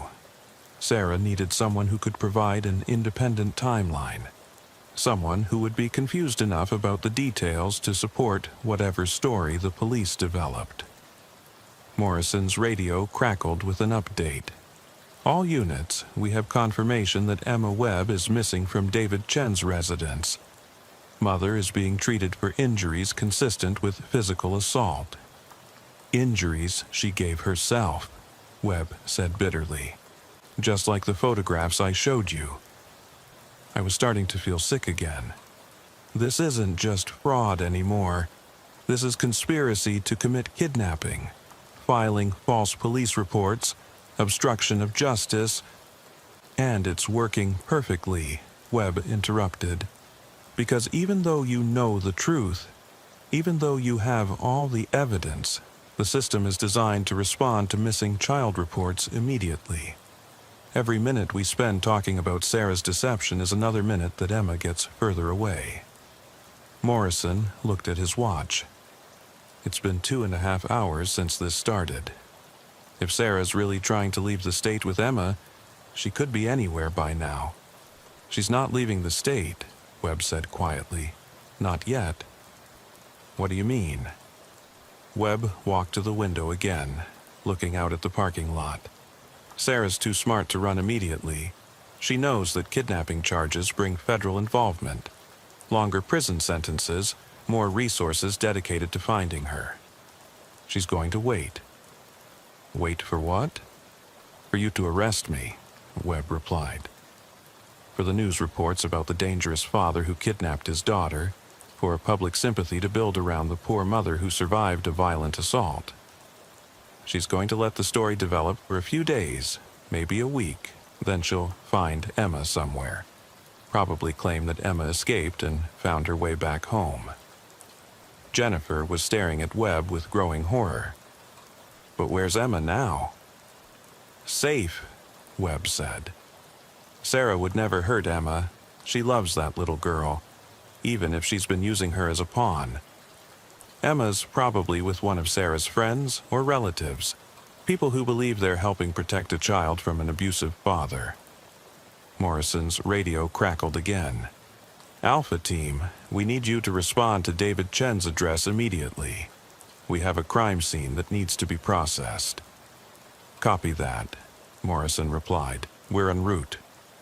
But as we prepared to leave the apartment again, Webb held up his hand. "Before you go," he said, "there's something else you need to know. Something that's going to make this whole situation even more complicated." He reached into his back pocket and pulled out a small digital device, about the size of a thumb drive. "GPS tracker," he said. "I put it on Sarah's car 3 weeks ago when I started getting suspicious about her late-night trips." Morrison took the device, turning it over in his hands. "You've been tracking her movements?" "Every trip to David Chen's apartment, every meeting with Jennifer Martinez, every stop at the bank or the lawyer's office. It's all documented." Webb pulled out his phone, opening an app that showed a map dotted with location pins. "Sarah's car is currently parked at a storage facility on the south side of town. It's been there since 11:45 p.m. Morrison stared at the phone screen. 45 minutes after she supposedly fled from David Chen's apartment. "The storage facility is where they've been keeping all the supplies for their new identities," Webb explained. "Birth certificates, driver's licenses, cash, probably even a different car." I felt that familiar cold sensation again. She's been there this whole time, while we've been running around responding to emergency calls, while David Chen's been filing missing person reports. Sarah's been calmly executing the final phase of her plan. Morrison's radio crackled with increasing urgency. "All units, we need to expand the search for Emma Webb. We have reports of a man matching Marcus Webb's description seen at several locations around the city." Webb laughed bitterly. "More witnesses, more people who will swear they saw me driving around with Emma, even though I've been in police custody all night." "How is that possible?" Jennifer asked. "David Chen has a brother who looks similar to me," Webb explained. "Same height, same build, same hair color. They've probably been using him to create sightings, establish a trail that will support their kidnapping narrative." Morrison was staring at the GPS tracking app on Webb's phone. "The storage facility, what's the address?" Webb read off the address and Morrison immediately called it in. "All units, we have a possible location for the suspect vehicle in the Emma Webb kidnapping. Storage facility at 2847 Industrial Boulevard." "You're making a mistake," Webb said quietly. "If you send patrol cars there now, Sarah will see them coming. She'll abandon whatever she's doing and disappear for real this time." Morrison paused, his hand on his radio. "What do you suggest?" "Take me with you," Webb said. "Let me talk to her. She's not going to run if she thinks she still has control of the situation." I could see Morrison wrestling with the decision. Everything about this case had violated standard procedure, had challenged everything we thought we knew about domestic violence calls and missing child reports. But Webb's information had been accurate so far, and time was running out. "This could be a trap," I said to Morrison. "Webb could be leading us into something worse. Or it could be our only chance to find Emma before Sarah really does disappear," Morrison replied. Webb looked at both of us with those same empty but not vacant eyes I'd noticed when we first found him. I know you don't trust me. I know this whole situation sounds impossible, but Emma's out there somewhere, and Sarah's the only one who knows where she is. Morrison made the decision. We'll take you to the storage facility, but if this is some kind of setup, if you're lying about any of this, then you'll arrest me for kidnapping and Sarah will get exactly what she wanted, Webb finished. I understand the stakes. The drive to the storage facility took 12 minutes through empty streets that felt like they belonged to a different city. Morrison drove while I sat in the back with Webb, who stared out the window with an expression I couldn't read. Jennifer Martinez followed in her own car, insisting that she needed to see this through to the end. The storage facility was one of those sprawling complexes surrounded by chain-link fence and floodlights, the kind of place that looked abandoned during the day and genuinely threatening at night. We could see Sarah's blue Honda Civic parked near the back of the complex, exactly where Webb's GPS tracker had indicated. Morrison cut the engine, and we sat in the darkness for a moment, studying the scene. The Honda was parked in front of Unit 247, and we could see light coming from underneath the metal roll-up door. "She's still in there," Webb said quietly, "probably transferring items to a different vehicle." Morrison's radio crackled with an update. "All units, we have additional sightings of Marcus Webb and Emma at locations across the city. Subject appears to be driving erratically." "More false sightings," Webb said. "David Chen's brother is doing a good job selling the desperate father narrative." I was studying the storage unit through my binoculars. I can see movement inside. At least one person, maybe two. Morrison made a decision. "We're going to approach on foot. Webb, you stay in the car until we give you the all clear." "She won't talk to you," Webb said. "Sarah's been preparing for this moment for months. She'll have a story ready, probably claim that she's been hiding from me, that she was afraid to contact police because she thought I had connections inside the department." Morrison paused. "Connections?" "My cousin works dispatch," Webb explained. "Sarah knows that. She'll use it to explain why she couldn't trust official channels, why she had to handle this herself." The complexity of Sarah's planning was staggering. Every detail, every potential complication, every possible response from law enforcement. She'd anticipated it all, and created explanations that would support her narrative. "There's something else," Webb said as Morrison and I prepared to exit the vehicle. "When you talk to Sarah, pay attention to her injuries, the ones she's supposedly sustained from my attack tonight." "What about them?" "They'll be consistent with the photographs I showed you earlier. Same location, same severity, because they're the same injuries, just refreshed." Morrison stared at Webb. "You think she re-injured herself tonight?" "I think Sarah's been maintaining a portfolio of visible injuries for months," Webb replied.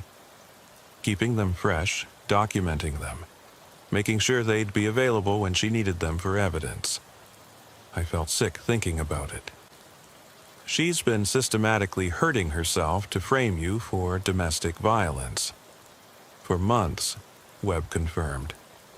"Every photograph, every medical record, every concerned comment from friends and co-workers, it's all been building toward tonight." Morrison checked his weapon and opened the car door. "Stay here. We'll signal if we need you." We approached the storage unit carefully, using the parked cars for cover. As we got closer, I could hear voices from inside the unit, Sarah's voice, and at least one other person, but I couldn't make out what they were saying. Morrison positioned himself beside the roll-up door and motioned for me to take the other side. On his signal, we would announce ourselves and demand entry. That's when I heard Emma's voice. "Mommy, when can we go home?" The sound of that little girl's voice cut through everything else. Whatever complex fraud Sarah had orchestrated, whatever lies she'd told or evidence she'd fabricated, Emma was really here, really frightened, really asking when she could go home. Morrison looked at me, and I could see the same conflict in his eyes that I was feeling. We were dealing with a woman who had committed multiple felonies, who had orchestrated an elaborate conspiracy to frame an innocent man. But we were also dealing with a mother who was with her daughter, and a child who sounded scared and confused. "Police!" Morrison called out. "Sarah Chen, this is Lieutenant Morrison with Metro SWAT. We need you to come out with your hands visible." The voices inside the storage unit went silent. "Sarah," Morrison continued, "we know you're in there. We have the building surrounded. Come out slowly with Emma and no one will be hurt." We waited. Seconds stretched into minutes. Then we heard movement inside the unit, the sound of someone walking toward the door. "I'm coming out," Sarah called. "But I need you to know that I'm not armed. I'm just trying to protect my daughter." The roll-up door began to rise slowly. In the harsh fluorescent light from inside the unit, I could see Sarah crouched down with Emma in her arms. The little girl was crying, clutching that same stuffed rabbit we'd seen hours earlier. But it was Sarah's appearance that made me stop breathing for a moment. Her face was bruised and swollen, consistent with the recent physical trauma.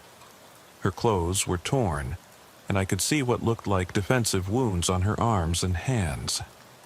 "Please don't hurt us," Sarah said, her voice shaking. "I know Marcus sent you, but I haven't done anything wrong. I'm just trying to keep Emma safe." Morrison kept his weapon lowered, but ready. "Sarah, we need you to put Emma down and step away from her." "No," Sarah replied, holding Emma tighter. "You don't understand. Marcus has been threatening to kill both of us. I had to get Emma away from him." "Sarah," I said, trying to keep my voice calm, "Marcus is in police custody. He can't hurt you anymore." Sarah's eyes widened with what appeared to be genuine surprise. "He's in custody? When? How?" "We arrested him at his apartment 2 hours ago," Morrison replied. "He's been with us all night." Sarah's expression changed then, cycling through what looked like confusion, relief, and something else I couldn't identify. But he took Emma. He broke into David's apartment and took her. David saw him leaving with her. "That's not possible," Morrison said. "Marcus has been in police custody since before midnight." I watched Sarah's face carefully as Morrison spoke, looking for any sign that she was processing information she already knew. But her confusion appeared genuine, as if she was hearing about Marcus's arrest for the first time. "I don't understand," Sarah said, setting Emma down but keeping the child close to her side. "If Marcus didn't take Emma, then who did, and why am I here?" Morrison and I exchanged glances. Either Sarah was an exceptionally good actress, or something else was happening here. Something we hadn't anticipated. "Sarah," Morrison said carefully, "what do you remember about tonight?" "I was at David's apartment," Sarah replied, touching the bruises on her face gingerly. "Marcus broke in around midnight. He was furious about something, screaming about letters and DNA tests. He hit me, and I blacked out." She looked down at Emma, who was still crying softly. "When I woke up, Emma was gone and David was calling the police. He said Marcus had taken her." "And then what happened?" I asked. Sarah frowned, as if trying to remember. "David said we needed to find Emma ourselves, that the police might not believe us because Marcus had friends in the department. He brought me here to get supplies. Said we needed to search for Emma on our own." Morrison's radio crackled with an update. "All units, we have a new development in the Emma Webb case. David Chen has been arrested for filing a false police report." Sarah stared at Morrison's radio. David's been arrested? I don't understand. Why would he file a false report? That's when I realized what had happened. Sarah wasn't the mastermind of this conspiracy. She was another victim, just like Webb, just like Jennifer Martinez.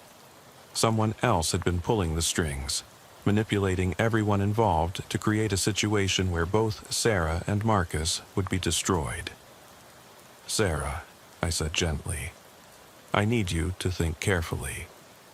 Over the past few months, who has had access to your personal information? Who knew about your relationship with Marcus, your work schedule, your plans?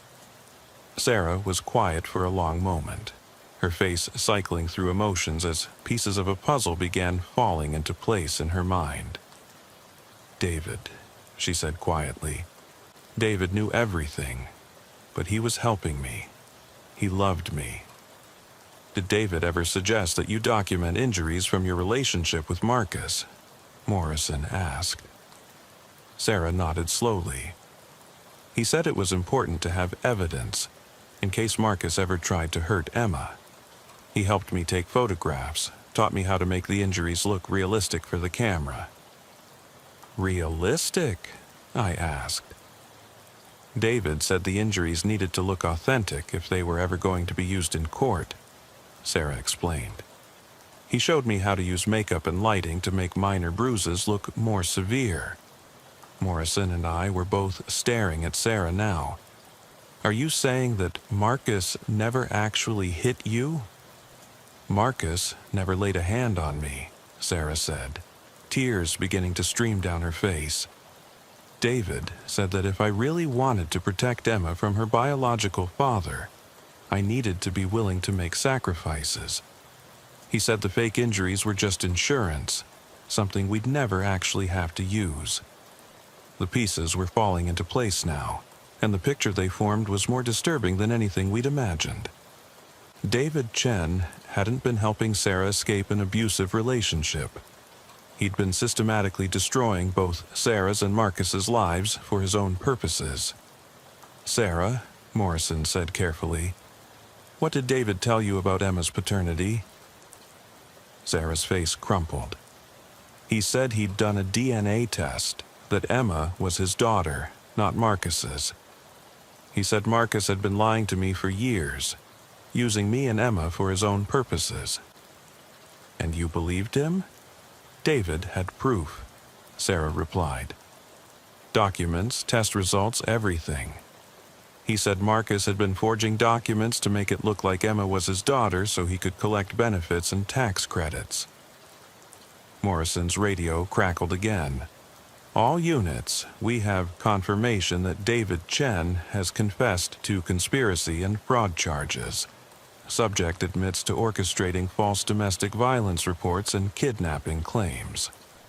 Sarah sank to her knees, pulling Emma close to her. This is all my fault. I trusted him. I believed everything he told me. No, I said, kneeling down beside her. You're a victim here too. David Chen manipulated you just like he manipulated everyone else. Emma looked up at her mother with those same big brown eyes I'd noticed hours earlier. Mommy, can we go home now? I want to see Daddy. Sarah looked at Emma, then at Morrison and me. She means Marcus, doesn't she? Marcus is her real father. Morrison nodded. The DNA test that Marcus showed us indicated that Emma is his biological daughter. David Chen lied to you about the paternity results. But why? Sarah asked. Why would David do this to us? That was the question that had been bothering me all night.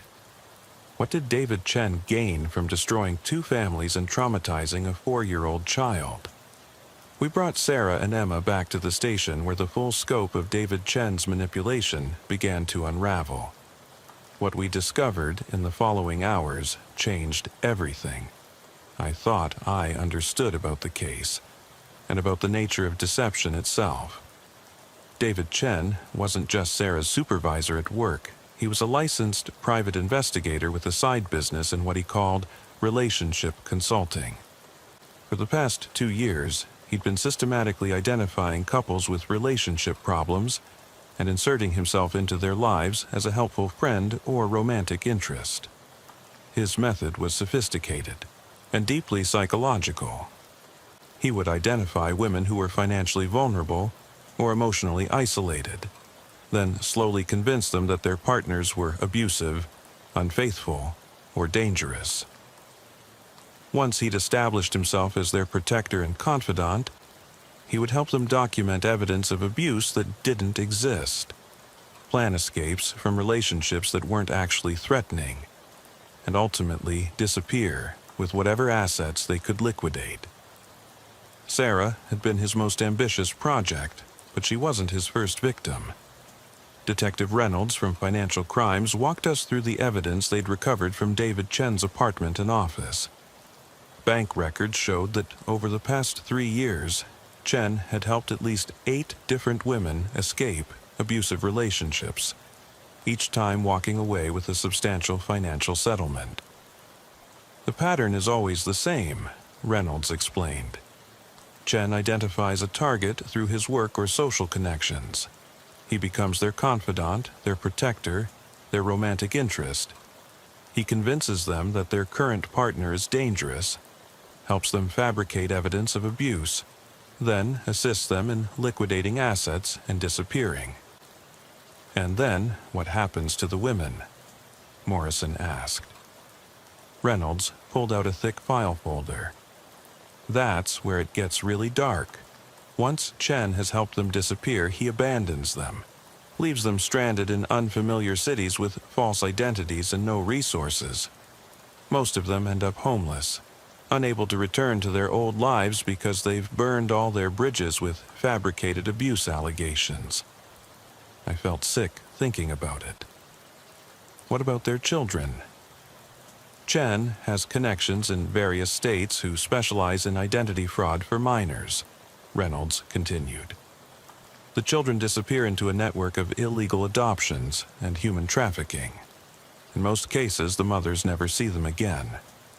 Sarah was sitting in an interview room with Emma, both of them trying to process the revelation that the man who had claimed to love them had actually been planning to destroy their lives and sell Emma to strangers. How did we miss this? Morrison asked. How did Chen operate for 3 years without anyone catching on? Reynolds showed us a map dotted with pins representing Chen's victims across multiple states. He was careful never to work the same area twice. Each victim was in a different jurisdiction, different state, different law enforcement system.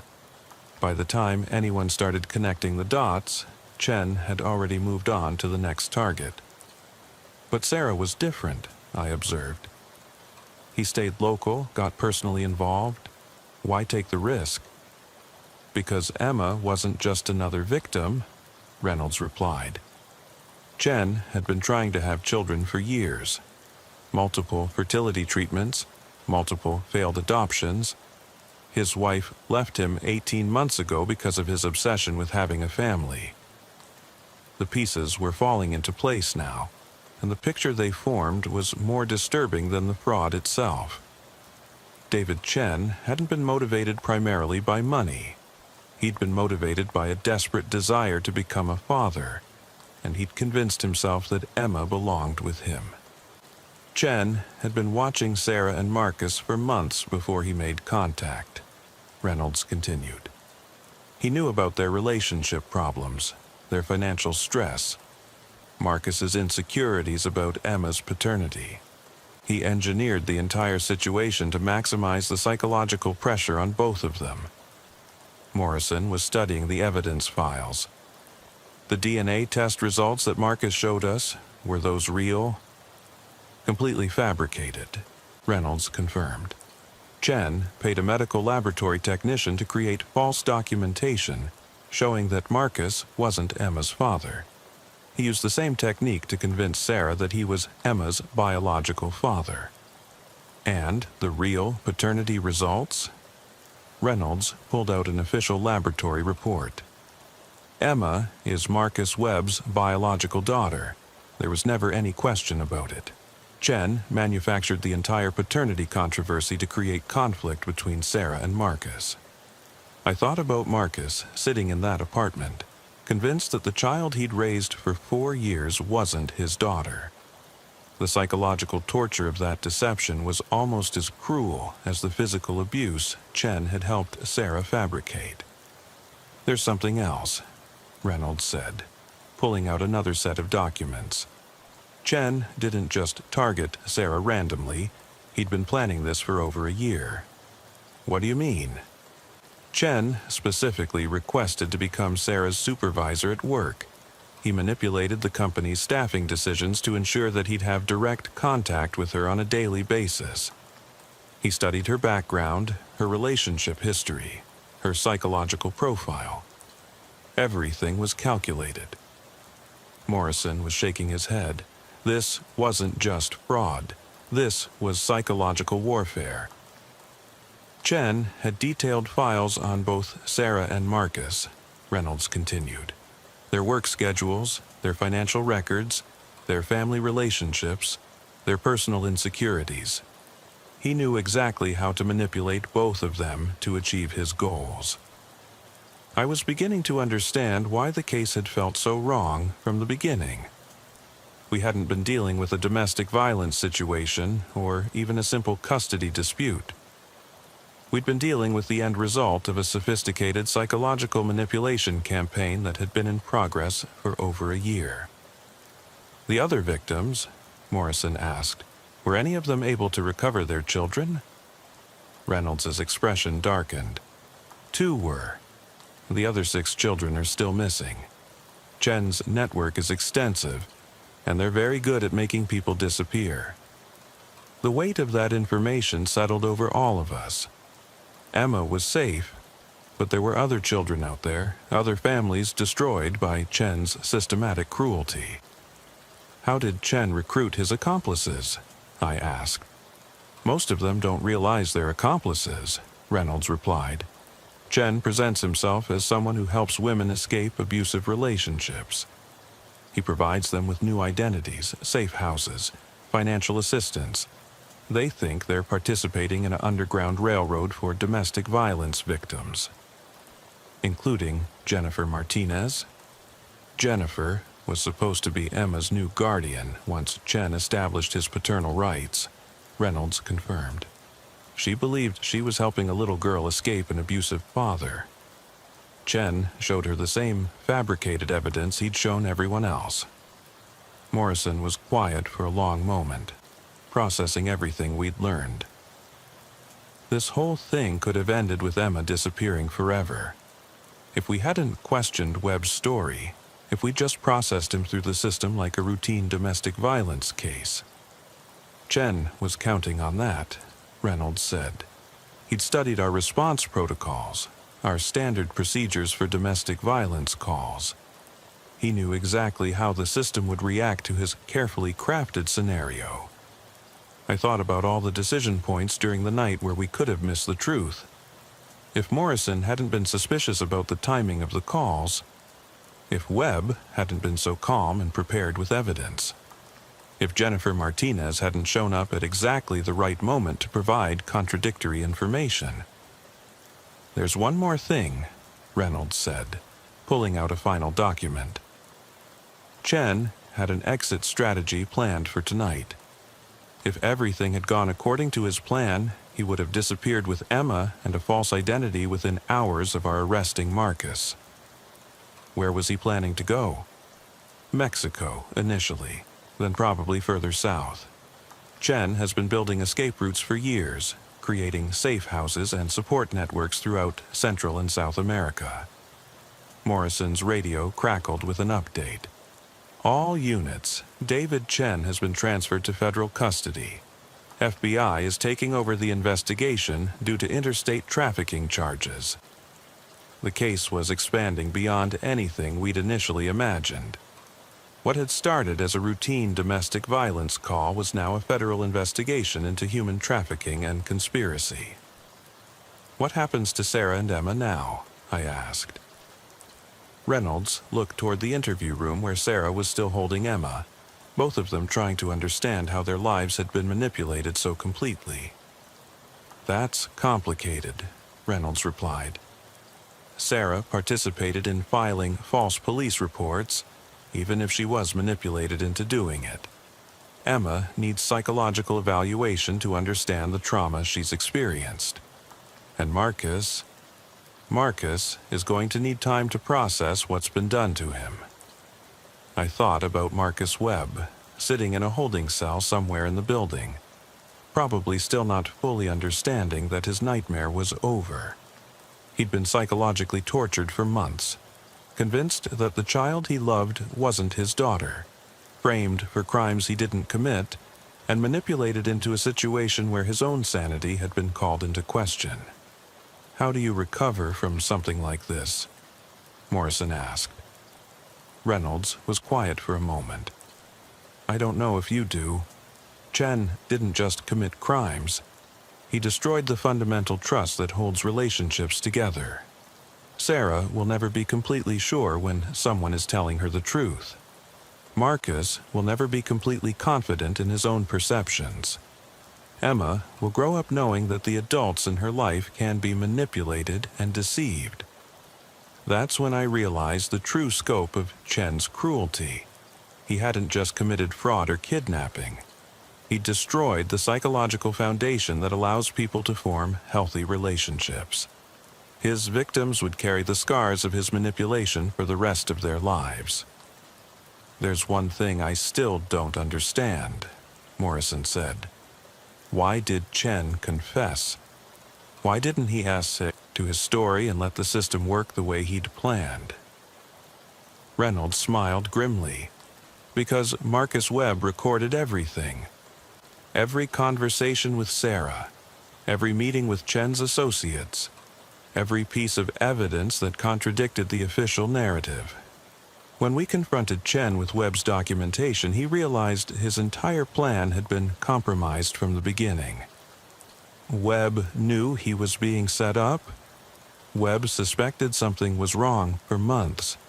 He just didn't understand the full scope of the manipulation until it was too late to prevent it. But he documented everything just in case."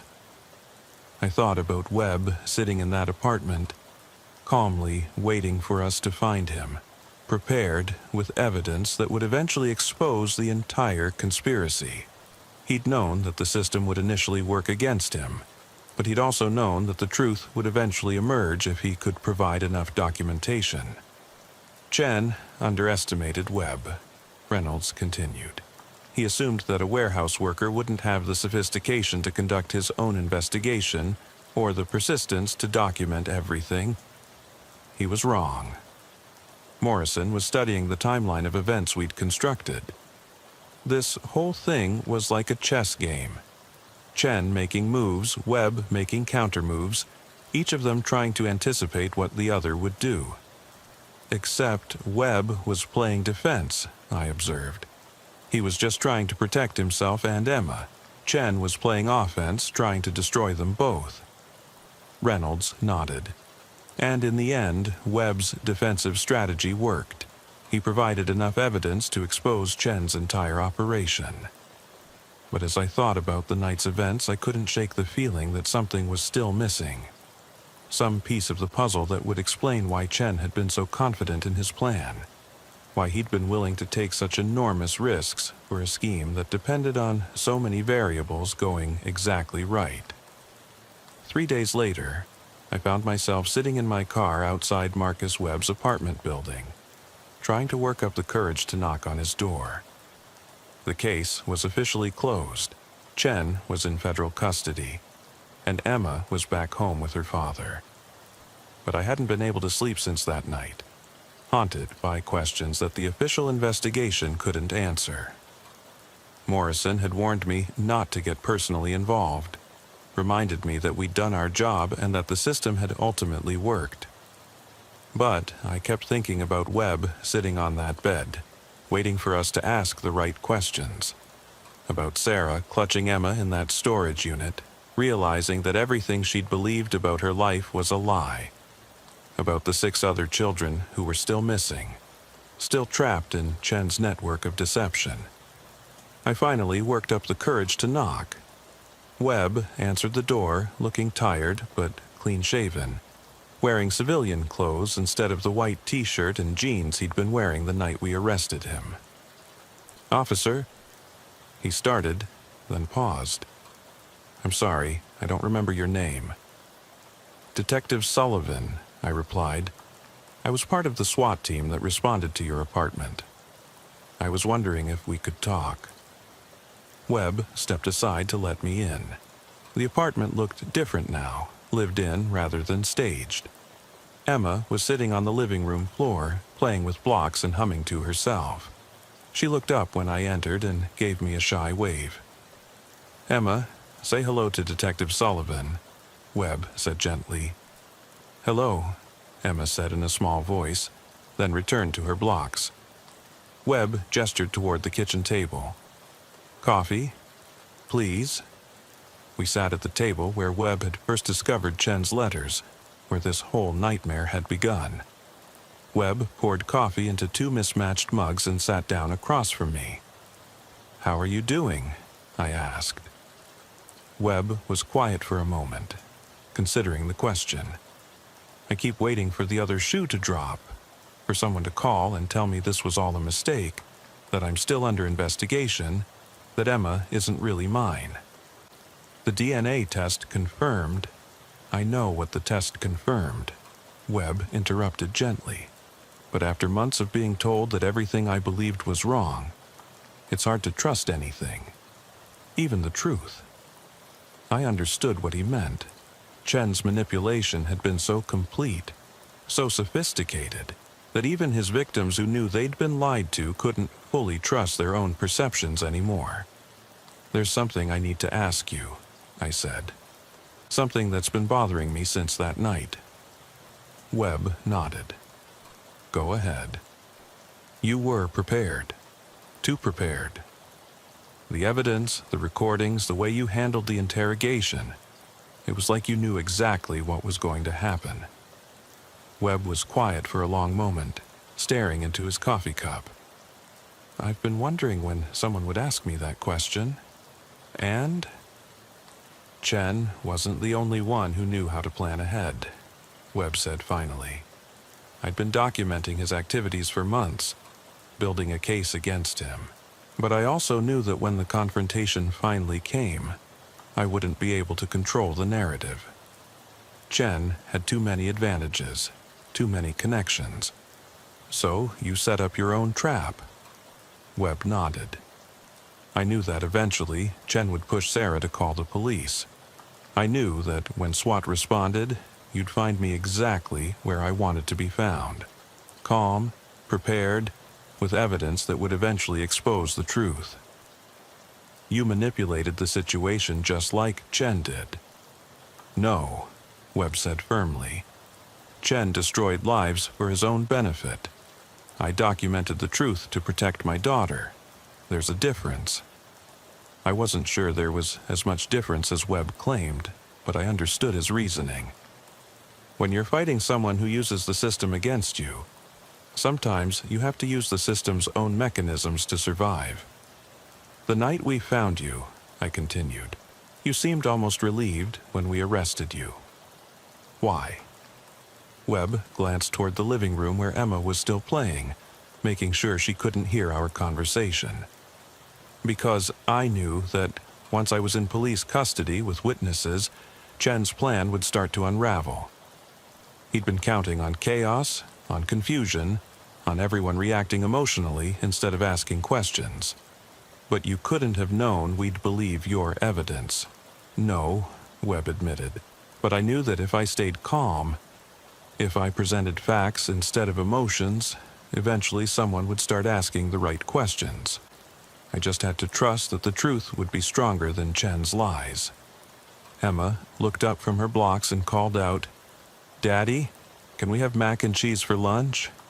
"Of course, sweetheart," Webb replied, his voice softening in a way that made something in my chest tighten.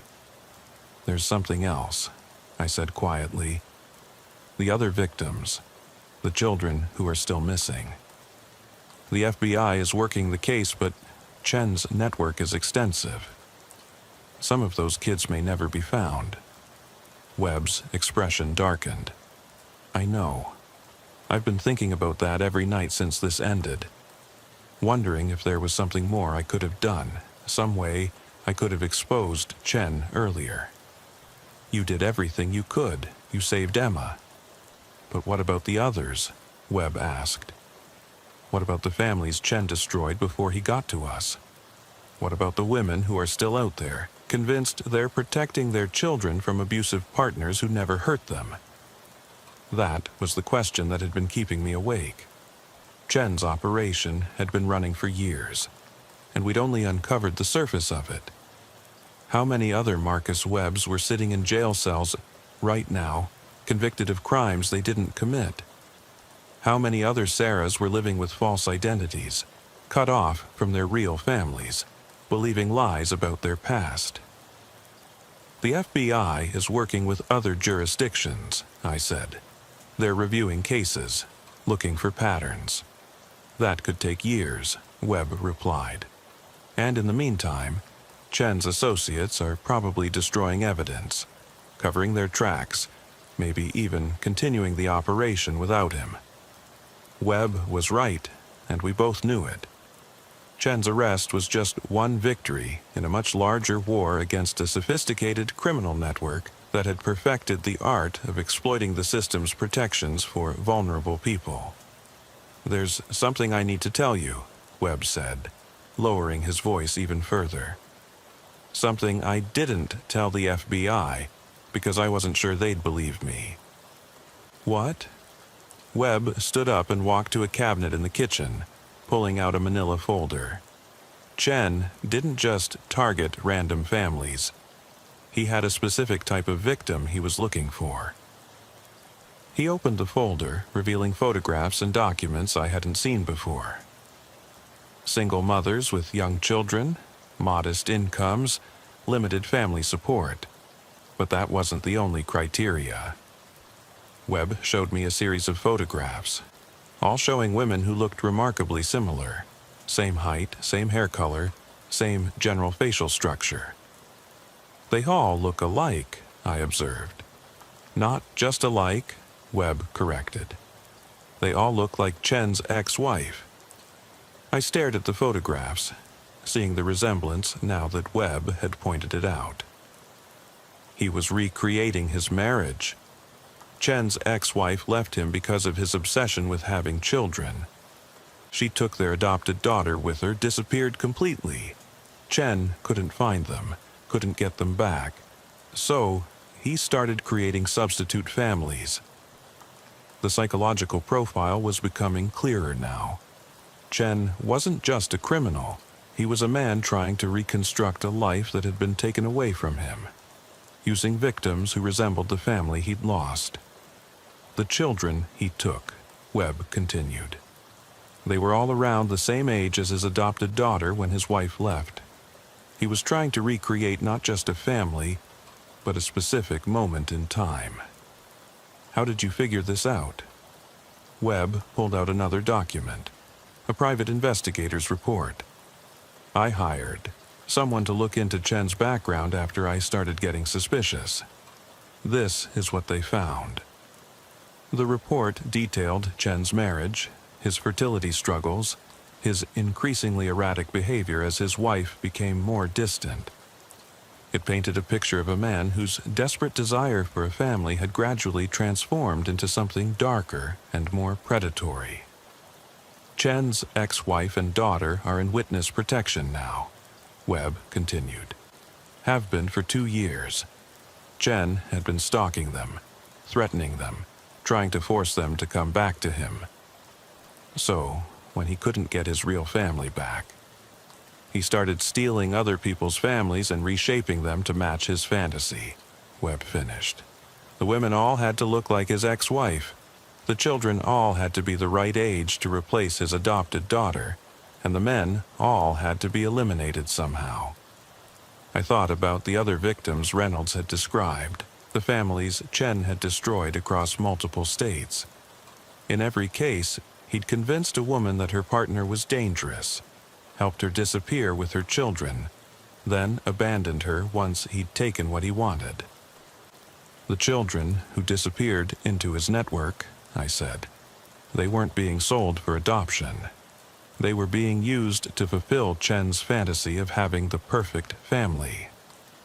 Webb nodded grimly, and when the children got too old, when they no longer matched his vision of his adopted daughter, he'd discard them and find new ones. The scope of Chen's crimes was even more horrifying than we'd initially understood. He wasn't just a fraudster or even a kidnapper.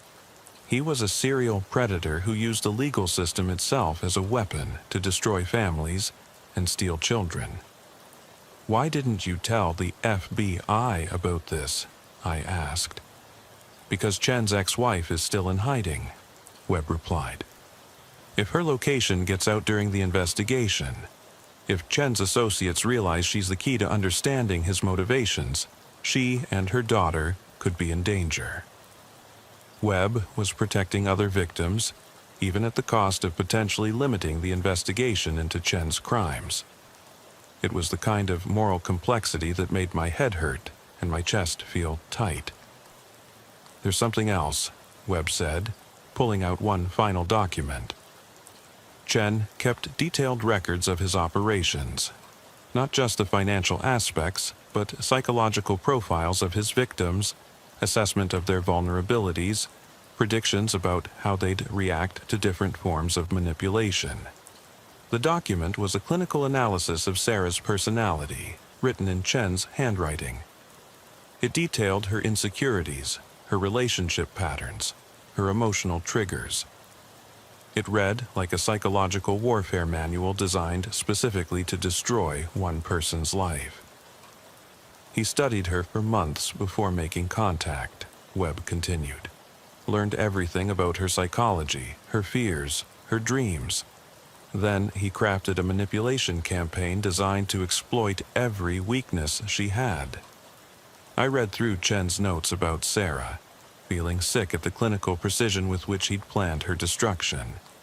He'd identified her desire for financial security, her fear of being alone, her guilt about Emma's relationship with Marcus.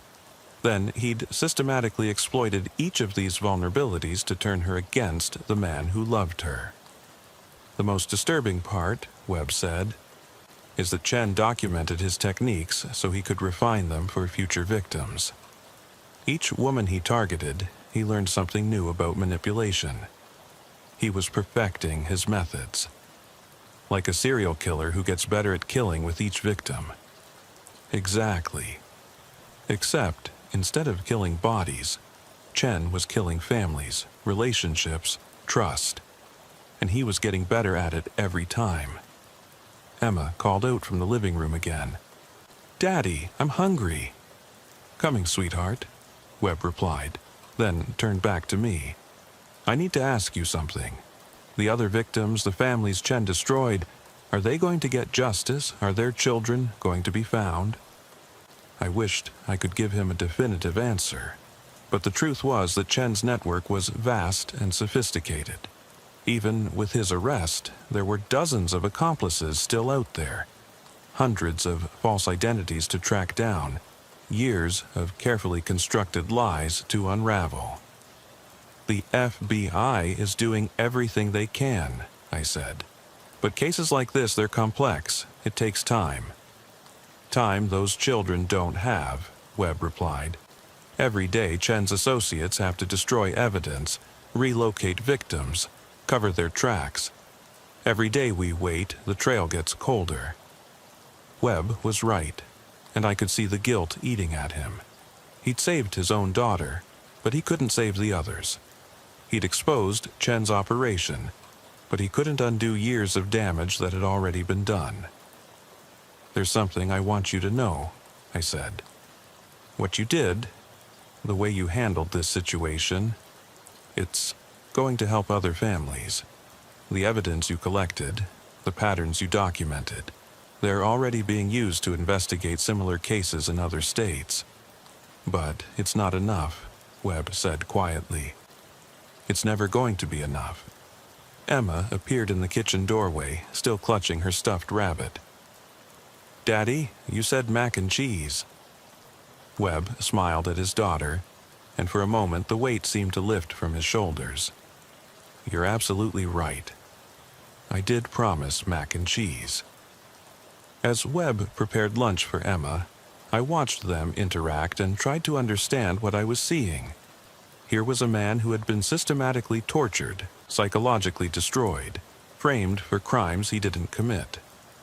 Yet he was making mac and cheese for his daughter, singing along to the song she was humming, creating a moment of normal family life despite everything they'd been through.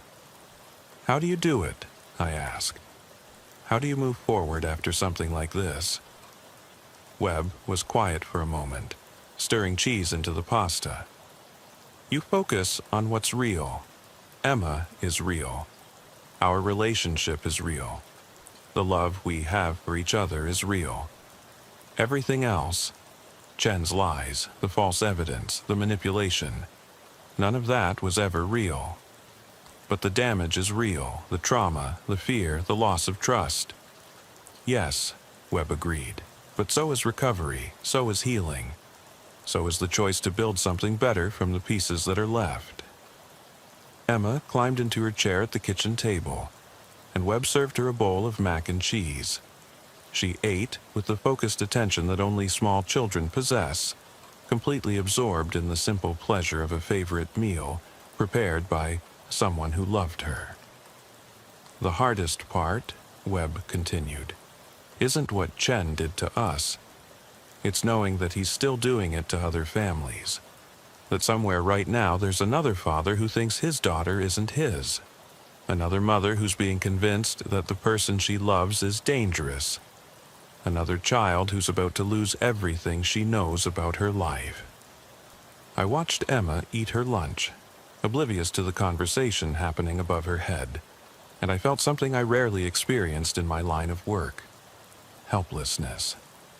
We'd solved this case, arrested the perpetrator, saved the victims. But the victory felt incomplete, shadowed by all the victims we hadn't been able to save.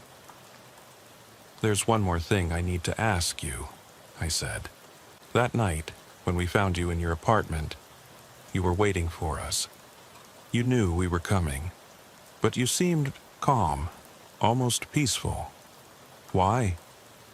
Webb considered the question while Emma finished her lunch. "Because I knew that no matter what happened next, the truth would finally come out.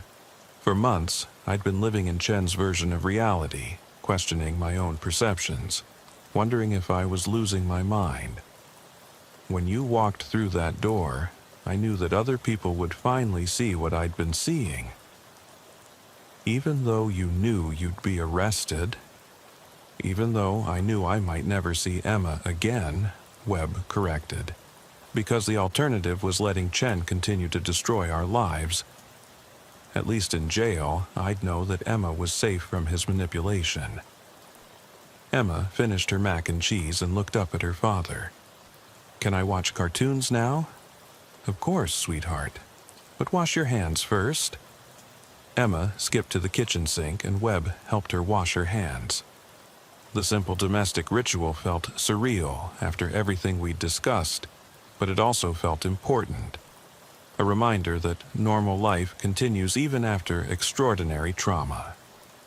"Detective Sullivan," Webb said as Emma ran to the living room, "I need you to promise me something." "What?" "If you ever encounter another case like this, if you ever find yourself questioning whether a domestic violence situation is what it appears to be, ask the hard questions. Don't assume that the person who calls 911 first is telling the truth. Don't assume that the person who seems calm and prepared is guilty." "I will," I promised. "And remember that the system, our legal system, our social services, our law enforcement procedures, they're designed to protect vulnerable people. But they can also be weaponized by people who understand how to exploit them." Webb was right. Chen had turned our own protective instincts against us, used our commitment to helping domestic violence victims as a tool to destroy innocent families. It was a sobering reminder that no system is immune to manipulation by people sophisticated enough to understand its weaknesses. "There's one last thing," Webb said, his voice dropping to barely above a whisper. "Chen's still out there." "What do you mean?" "He's in federal custody." "Chen's in custody," Webb corrected. "But his network is still operating. His methods are still being used. And somewhere out there, there's probably another David Chen, studying another family, planning another manipulation campaign, completely cut off from her real life. And Chen would have moved on to his next victims." The weight of all the variables that had to align perfectly for us to uncover the truth was staggering. One missed clue, one assumption left unquestioned, one procedure followed instead of judgment exercised, and the entire case would have had a different outcome. "That's what keeps me awake at night," Webb continued. "Not what happened to us, but what's happening to other families who aren't as lucky as we were. Families who don't have someone asking the hard questions." From the living room, we could hear Emma laughing at something on television. The sound was pure and innocent, a reminder of what we'd been fighting to protect. "I keep thinking about those 6 children who are still missing," Webb said quietly, "wondering where they are, what they've been told about their real families, whether they even remember their real names." I didn't have an answer for that. The FBI was working the case, but Chen's network had been operating for years. Some of those children might never be found, might never learn the truth about their origins, might never be reunited with the families who were still looking for them. "The system failed them," Webb continued, "just like it almost failed us. And until we figure out how to prevent people like Chen from exploiting our protective instincts, it's going to keep failing other families." Webb turned away from the window and looked at me with those same empty but not vacant eyes I'd noticed the night we first met. "Detective Sullivan, I need you to understand something. What you did that night, the questions you asked, the way you refused to accept the simple explanation, you saved my daughter's life. But more than that, you proved that the system can work when the right people are willing to dig deeper." "I was just doing my job." "No," Webb said firmly. "You were doing more than your job. You were thinking, questioning, refusing to be satisfied with easy answers. That's what made the difference." Emma called out from the living room. "Daddy, come watch with me." Webb smiled, the first genuine smile I'd seen from him. "I should go. She's been through enough trauma. She needs normal, boring, everyday life." "Of course," I said, standing up from the table. "Thank you for talking with me." "Thank you for listening," Webb replied, "and for caring enough to come back and ask the hard questions." As I walked toward the door, Webb called out one more time, "Detective Sullivan?" I turned back. "If you ever find another family going through what we went through, tell them something for me. Tell them that the truth is stronger than any lie, no matter how sophisticated the lie is. Tell them that there are people like you who will ask the right questions if they just hold on long enough." I left Webb's apartment with more questions than answers, but with a new understanding of the complexity of the work we do. We'd saved Emma, exposed Chen's operation, and prevented other families from being destroyed. But we'd also learned that evil can be sophisticated, systematic, and almost invisible to the very people trained to recognize it. The most disturbing realization was that Chen's case probably wasn't unique. Somewhere out there, other predators had learned from his techniques, had seen his success, had decided to create their own versions of his operation. And families like the Webbs were vulnerable not because they were weak or naive, but because the very systems designed to protect them could be turned against them by people who understood how to exploit trust, manipulate procedures, and weaponize bureaucracy. As I drove away from Webb's apartment, I found myself thinking about Emma, playing with her blocks and watching cartoons, completely unaware of how close she'd come to losing everything. She would grow up knowing that her father had fought for her, that strangers had asked the right questions, that the truth had ultimately prevailed. But she would also grow up in a world where people like David Chen existed, where families could be destroyed by sophisticated lies, where even the people paid to protect victims could be manipulated into becoming accomplices. The case was closed, but the questions it raised would haunt me for the rest of my career. How many other David Chens were out there?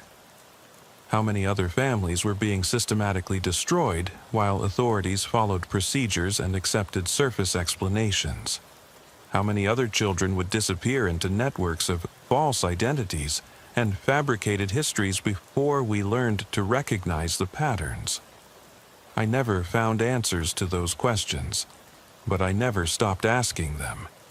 And sometimes, in the middle of the night when I couldn't sleep, I would remember Marcus Webb sitting on that bed, waiting for someone to ask the right questions. And I would wonder, who else is waiting for us to see through the lies?